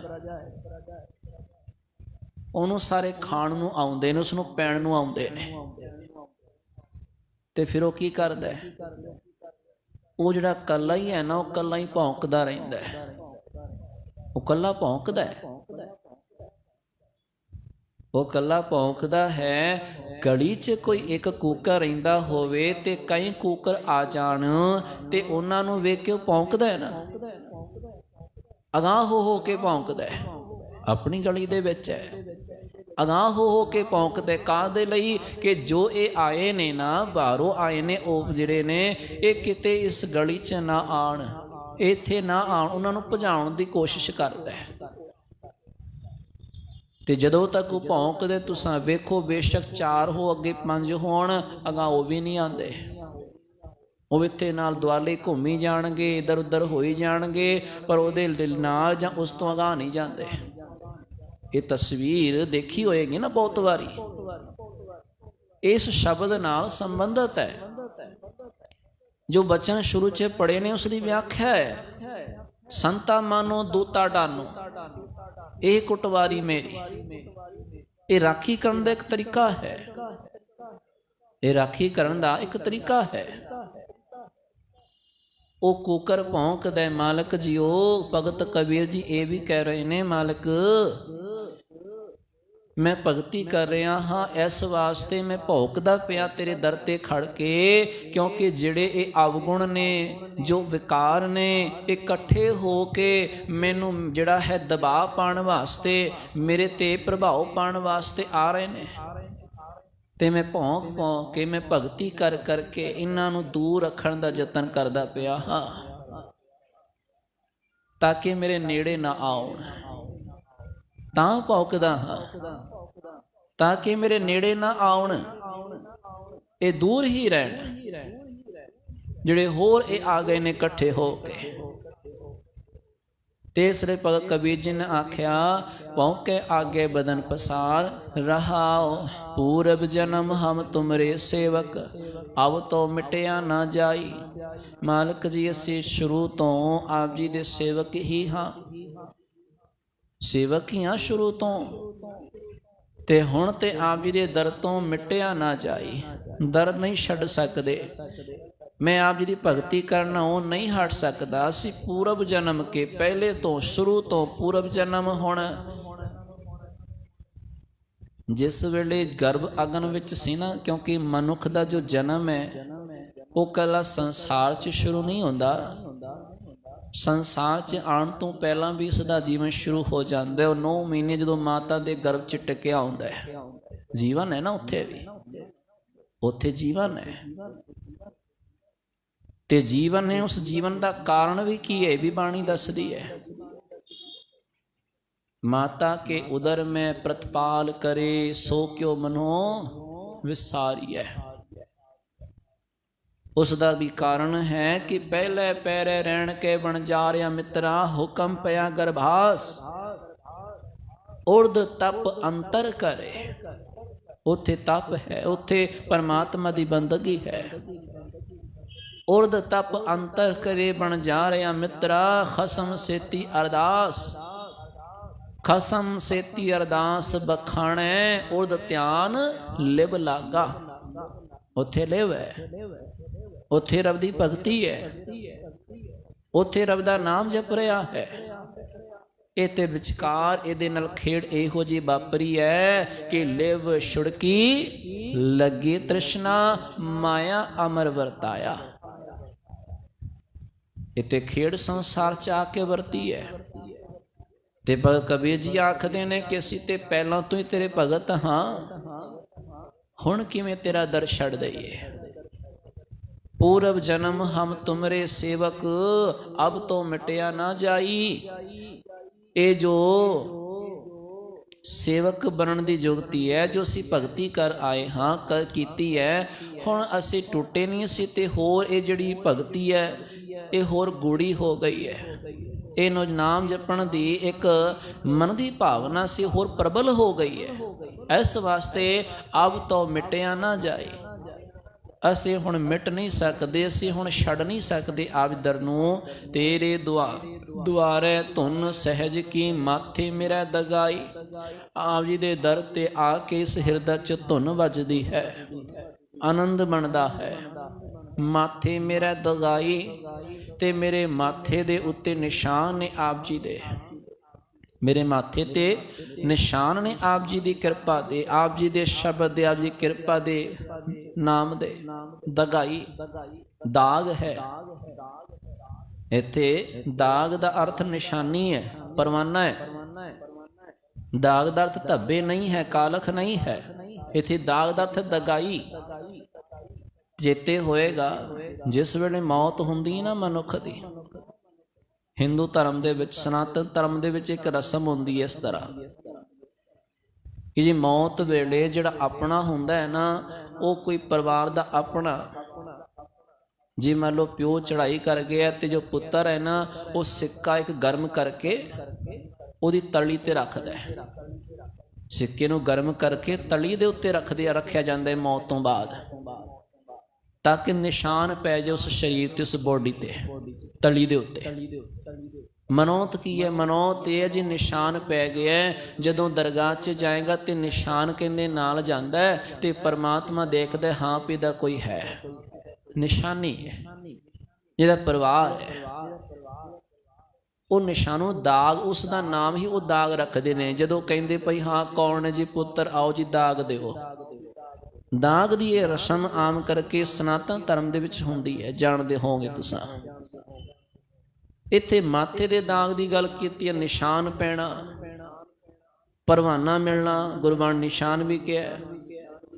कहंदे माथे मेरा दगाई, ये मेरे माथे ते दाग ने, मेरे ते दागिया होया हाँ मैं, दागिया होया हाँ। जे शब्द दे बिल्कुल ही विषय दे विच जाओगे ते इत्थे दाग दा अर्थ, तुसां निशान दा अर्थ गल दे विच पिया होया पट्टा भी लै सकदे, क्यों कुकर दी सारी गल चल रही है। हम कुकर तेरे दरबारे रहोदा बंद है। जिस मालिक दे घर च कोई कुकर हुंदा ना, कुत्ता हुंदा, उहदे गले च आम करके पट्टा हुंदा है, निशानी हुंदी है वो भाई इसदा राखा कोई है, इसदा मालक है। ये उंज आवारा कुत्ता नहीं है, इसदा मालक है, इनू सामण वाला कोई है। यही गल भगत कबीर जी आखदे ने, कहंदे माथे मेरा दगाई, मेरे माथे ते निशान है, मैं तेरा अपना हाँ। दागे होए सोरन मैं जूझै, बिन दागे भग जाई। हुण जे आपां कूकर दे हिसाब नाल अर्थ लै रहे हां, दागे होए जिहड़े कूकर दागे होए होण, मालक दे होण, पाले होए होण। जे कोई मालक ते हमला करे, जे कोई राखी दी गल होवे, भाई वो कूकर राखी करदा भजदा नहीं है। जे कोई चोर आ जे अपना आप ते मर जाएगा, पर उस चोर नूं अपने जीउंदिਆਂ घर च नहीं बन देगा, क्योंकि पता जी मेरा मालक है। दागा होया है, दागे होए सुरन में जूझे, जिहड़े दागे होए हुंदे ने वो जूझदे ने। बिन दागे भग जाही, जो बिना दागे होए ने दौड़ जांदे ने, वो नहीं टिकदे। ते साधु होए सो भगत पछाने, हर लए खजाने पाई। जिहड़े साधु जन हन वो भगत पछाने, भगती दी पछाण करदे ने, भगती दा राह अपनाउंदे ने। हर लए खजाने पाई, जिस सदका परमात्मा उन्हां नूं अपने खजाने च पाउंदा है, ਉਹਨਾਂ ਨੂੰ ਆਪਣੇ ਦਰ ਤੇ ਪ੍ਰਵਾਨ ਕਰ ਲੈਂਦਾ ਹੈ। ਕੋਠੇ ਮਹਿ ਕੋਠਰੀ ਪਰਮ ਕੋਠੀ ਵਿਚਾਰ। ਕੋਠੜੇ ਕੋਠੀ, ਕੋਠੜਾ ਛੋਟੇ ਜਿਹੇ ਮਕਾਨ ਨੂੰ ਕੋਠੀ ਵੀ ਕਹਿੰਦੇ ਸੀ, ਕੋਠਾ ਕੋਠਾ ਕਹਿੰਦੇ ਸੀ ਪਿੰਡ ਦੇ ਭਾਸ਼ਾ 'ਚ, ਕੋਠਾ ਵੀ ਕਹਿੰਦੇ ਨੇ। ਇਹ ਕਈ ਅਰਥ ਆਉਂਦੇ ਨੇ। ਕੋਠਾ ਤਬਾਇਫ ਦੇ ਘਰ ਨੂੰ ਵੀ ਕਿਹਾ ਜਾਂਦਾ ਹੈ, ਪਰ ਉਹ ਅਰਥ ਨਹੀਂ ਹਨ। ਕੋਠਾ ਸ਼ਾਇਦ ਪਿੰਡ 'ਚ ਰਹਿਣ ਵਾਲੇ ਜਾਂ ਬਜ਼ੁਰਗ ਨੇ ਇਸ ਸ਼ਬਦ ਨੂੰ ਸੁਣਿਆ ਹੋਣਾ ਹੈ। ਕੋਠਾ ਜਿਹਦਾ ਇੱਕੋ ਹੀ ਮਕਾਨ ਹੋਣਾ ਕੱਚਾ, ਜਾਂ ਉਹਨੂੰ ਕੋਠਾ ਕਹਿੰਦੇ ਸੀ। ਤੇ ਕਹਿੰਦੇ ਕੋਠੜੀ ਮੈਂ ਕੋਠੜੇ ਮੈਂ ਕੋਠਰੀ। ਕੋਠੜਾ ਸਰੀਰ, ਇਹਦੇ ਵਿੱਚ ਕੋਠੜੀ ਛੋਟਾ ਕੋਠਾ ਕੀ ਸਾਡਾ ਦਿਮਾਗ ਮਤ। ਪਰਮ ਕੋਠੀ ਵਿਚਾਰ, ਜੋ ਕਿ ਪਰਮਾਤਮਾ ਦੀ ਵਿਚਾਰ ਕਰਕੇ ਪਰਮ ਕੋਠੀ ਹੋ ਜਾਂਦੀ ਹੈ, ਸੋਹਣੀ ਕੋਠੀ ਹੋ ਜਾਂਦੀ ਹੈ, ਉਹ ਸੋਹਣੀ ਬਣ ਜਾਂਦੀ ਹੈ, ਸੋਹਣਾ ਘਰ ਹੋ ਜਾਂਦਾ ਹੈ। ਗੁਰ ਦੀਨੇ ਭਗਤ ਵਸਤ ਕਬੀਰ ਕੋ ਲੇਵੋ ਵਸਤ ਸਮਾਰ। ਗੁਰੂ ਨੇ ਇਹ ਵਸਤ ਨਾਮ ਦੀ ਜਿਸ ਸਦਕਾ ਇਹ ਮਤ ਸੋਹਣੀ ਬਣੀ ਹੈ, ਇਹ ਕੋਠੀ ਸੋਹਣੀ ਬਣੀ ਹੈ, ਗੁਰੂ ਨੇ ਇਹ ਨਾਮ ਪਦਾਰਥ ਦਿੱਤਾ ਹੈ। ਲੇਵੋ ਵਸਤ ਸਮਾਰ, ਇਹ ਕਹਿ ਕੇ ਦਿੱਤੀ ਹੈ ਵਸਤ ਕਿ ਕਬੀਰ ਆਪਣੀ ਕੋਠੀ ਦੇ ਵਿੱਚ, ਆਪਣੀ ਮੱਤ ਦੇ ਵਿੱਚ ਇਹਨੂੰ ਸਾਂਭ ਕੇ ਰੱਖ ਲੈ। ਲੇਵੋ ਵਸਤ ਸਮਾਰ, ਇਹਨੂੰ ਸਾਂਭ ਕੇ ਰੱਖਣਾ ਕਰ। ਕਬੀਰ ਦੀ ਸੰਸਾਰ ਕੋ, ਪਰ ਕਬੀਰ ਕਹਿੰਦੇ ਜਿਨ ਮੈਂ ਇਹ ਬੜੀ ਵਸਤ ਹੈ, ਇਹ ਸੰਸਾਰ ਨੂੰ ਵੰਡੀ ਹੈ, ਸੰਸਾਰ ਨੂੰ ਵੰਡ ਦਿੱਤੀ ਹੈ। ਜੋ ਨਾਮ ਮੈਨੂੰ ਮਿਲਿਆ, ਜੋ ਨਾਮ ਭਗਤੀ ਪ੍ਰਾਪਤ ਮੈਨੂੰ ਹੋਈ ਹੈ, ਇਹ ਮੈਂ ਆਪਣੇ ਤੱਕ ਸੀਮਿਤ ਨਹੀਂ ਰੱਖਿਆ, ਸੰਸਾਰ ਨੂੰ ਵੰਡਣਾ ਕੀਤਾ ਹੈ। ਲੀਨੀ ਜਿਸ ਮਸਤਕ ਭਾਗ, ਪਰ ਇਹ ਨਾਮ ਅਗੋਂ ਉਹਨਾਂ ਨਹੀਂ ਸੰਸਾਰ ਦੇ ਵਿੱਚ ਰਹਿੰਦਿਆਂ ਲਿਆ ਜਿਨ੍ਹਾਂ ਦੇ ਮੱਥੇ ਤੇ ਭਾਗ ਨੇ, ਵੱਡੀ ਕਿਸਮਤ ਵਾਲੇ ਨੇ, ਭਾਗਾਂ ਵਾਲੇ ਨੇ। ਇਸ ਗੱਲ ਦਾ ਸਬੂਤ ਹੈ, ਗਵਾਹੀ ਹੈ। ਜੇ ਤੁਸੀਂ ਨਾਮ ਵੀ ਵੰਡਣ ਜਾਓ ਤੇ ਨਾਮ ਦੀ ਇੱਛਾ ਵੀ, ਭਗਤੀ ਦੀ ਇੱਛਾ ਵੀ ਹਰ ਇੱਕ ਮਨੁੱਖ ਨੂੰ ਨਹੀਂ ਹੈ। ਜੇ ਕਹੋ ਜੇ ਪ੍ਰਚਾਰ ਨਹੀਂ ਹੋ ਰਿਹਾ, ਜੇ ਪ੍ਰਚਾਰ ਨਹੀਂ ਕਰ ਰਹੇ, ਬਈ ਪ੍ਰਚਾਰ ਹੋਣਾ ਅਲੱਗ ਗੱਲ ਹੈ, ਪਰ ਪ੍ਰਚਾਰ ਨੂੰ ਭਾਵ ਭਗਤੀ ਨੂੰ ਹਿਰਦੇ 'ਚ ਵਸਾਉਣਾ ਇਹ ਵੀ ਹਰ ਇੱਕ ਦਾ ਸੁਭਾਅ ਨਹੀਂ ਹੈ, ਮਨ ਨਹੀਂ ਹੈ। ਕੋਈ ਕਹੋ ਭਈ ਕੀ ਲੈਂਦਾ, ਕੀ ਵੇਚ ਰਿਹਾ, ਕੀ ਦੇ ਰਿਹਾ ਜੀ? ਭਗਤੀ ਜੀ, ਪਰਮਾਤਮਾ ਦੀ ਗੱਲ, ਕਹਿੰਦੇ ਰੱਬ ਦੀ ਗੱਲ ਨਹੀਂ ਸੁਣਨੀ, ਕੋਈ ਹੋਰ ਗੱਲ ਸੁਣਾਓ। ਹੁੰਦਾ ਹੈ ਨਾ, ਕੋਈ ਬੈਠਾ ਹੋਵੇ, ਸੰਗਤ ਹੋ ਰਹੀ ਹੋਵੇ, ਚਾਰ ਬੰਦੇ ਆਣ, ਬਈ ਇੱਥੇ ਇਕੱਠ ਹੋ ਰਿਹਾ, ਲੋਕੀ ਬੈਠੇ ਨੇ, ਕੀ ਹੋ ਰਿਹਾ? ਕਹਿੰਦੇ ਜੀ ਇੱਥੇ ਗੁਰੂ ਗ੍ਰੰਥ ਸਾਹਿਬ ਜੀ ਦੀ ਵਿਚਾਰ ਹੋ ਰਹੀ ਹੈ, ਜਾਂ ਸਤਸੰਗਤ ਹੋ ਰਿਹਾ ਜੀ, ਇੱਥੇ ਗੱਲ ਹੋ ਰਹੀ ਹੈ। ਕਹਿੰਦੇ ਇਹ ਗੱਲ ਨਹੀਂ ਹੋਣੀ, ਕੋਈ ਹੋਰ ਗੱਲ ਹੁੰਦੀ ਤੇ ਸੁਣ ਵੀ ਲੈਂਦੇ, ਅਗਾਂਹ ਚਲੇ ਜਾਂਦੇ। ਇਹਦਾ ਮਤਲਬ ਇਹ ਹੈ ਕਿ ਨਾਮ ਦੀ ਚਾਹਨਾ ਵੀ ਹਰ ਕਿਸੇ ਨੂੰ ਨਹੀਂ ਹੈ। ਭਗਤੀ ਕਰਨਾ, ਭਗਤੀ ਦੇ ਨਾਲ ਸੁਰਤ ਨੂੰ ਜੋੜਨਾ, ਸ਼ਬਦ ਨੂੰ ਸੁਣਨਾ, ਇਹ ਵੀ ਹਰ ਕਿਸੇ ਦਾ ਸੁਭਾਅ ਨਹੀਂ ਹੈ। ਤਾਂ ਹੀ ਬਾਣੀ ਨੇ ਕਿਹਾ ਬੜ ਭਾਗੀ ਹਰ ਸੰਗਤ ਪਾਵੈ, ਭਾਗਹੀਣ ਪ੍ਰਮ ਚੋਟਾ ਖਾਵੈ, ਬਿਨ ਭਾਗਾ ਸਤ ਸੰਗ ਨਾ ਲੱਭੈ, ਬਿਨ ਸੰਗਤ ਮੈਲ ਭਰੀਜੈ ਜੀਓ। ਤੇ ਇੱਥੇ ਵੀ ਭਗਤ ਕਬੀਰ ਜੀ ਨੇ ਆਖਣਾ ਕੀਤਾ, ਲੀਨੀ ਜਿਹੜਾ ਹੈ ਉਹਨਾਂ ਨੇ ਹੀ ਇਸ ਨਾਮ ਨੂੰ ਸਾਂਭਿਆ ਹੈ, ਲਿਆ ਹੈ। ਜਿਸ ਮਸਤਕ ਭਾਗ, ਜਿਨ੍ਹਾਂ ਦੇ ਮੱਥੇ ਤੇ ਭਾਗ ਨੇ, ਜਿਨ੍ਹਾਂ ਦੇ ਮੱਥੇ ਤੇ ਭਾਗ ਹਨ। ਅੰਮ੍ਰਿਤ ਰਸ ਜਿਨ ਪਾਇਆ, ਜਿਨ੍ਹਾਂ ਨੇ ਇਸ ਅੰਮ੍ਰਿਤ ਰਸ ਦਾ ਪਾਨ ਕੀਤਾ ਹੈ, ਜਿਨ ਪਾਇਆ, ਜਿਨ੍ਹਾਂ ਨੇ ਇਸ ਨਾਮ ਅੰਮ੍ਰਿਤ ਨੂੰ ਪਾ ਲਿਆ। ਥਿਰ ਤਾਕਾ ਸੁਹਾਗ, ਐ ਭਾਈ ਉਸ ਦਾ ਜੋ ਸੁਹਾਗ ਹੈ, ਸੁਹਾਗ ਕੌਣ ਹੈ? ਰੱਬ। ਥਿਰ ਤਾਕਾ ਸੁਹਾਗ, ਉਸ ਰੱਬ ਦਾ ਜੋ ਸੇਵਕ ਦਾ ਜੋ ਸੁਹਾਗ ਹੈ, ਪਰਮਾਤਮਾ ਹੈ, ਜੋ ਥਿਰ ਹੈ, ਉਹ ਹਮੇਸ਼ਾ ਉਸ ਦੇ ਸਿਰ ਤੇ ਰਾਖਾ ਹੁੰਦਾ ਹੈ, ਹਮੇਸ਼ਾ ਉਸ ਦੇ ਨਾਲ ਰਹਿੰਦਾ ਹੈ। ਸੋ ਭਗਤ ਕਬੀਰ ਜੀ ਨੇ ਵਿਚਾਰ ਸਾਨੂੰ ਬਖਸ਼ਿਸ਼ ਕੀਤੀ। ਵਿਚਾਰਾਂ ਕਰਦਿਆਂ ਹੋਈਆਂ ਭੁੱਲਾਂ ਗਲਤੀਆਂ ਲਈ ਖਿਮਾ ਫਤਿਹ ਦੀ ਸਾਂਝ ਪਾਓ। ਵਾਹਿਗੁਰੂ ਜੀ ਕਾ ਖਾਲਸਾ, ਵਾਹਿਗੁਰੂ ਜੀ ਕੀ ਫਤਿਹ। ਜਪੋ ਸਤਨਾਮ ਸਤਨਾਮ ਸਤਨਾਮ ਜੀ। ਸਤਨਾਮ ਸਤਨਾਮ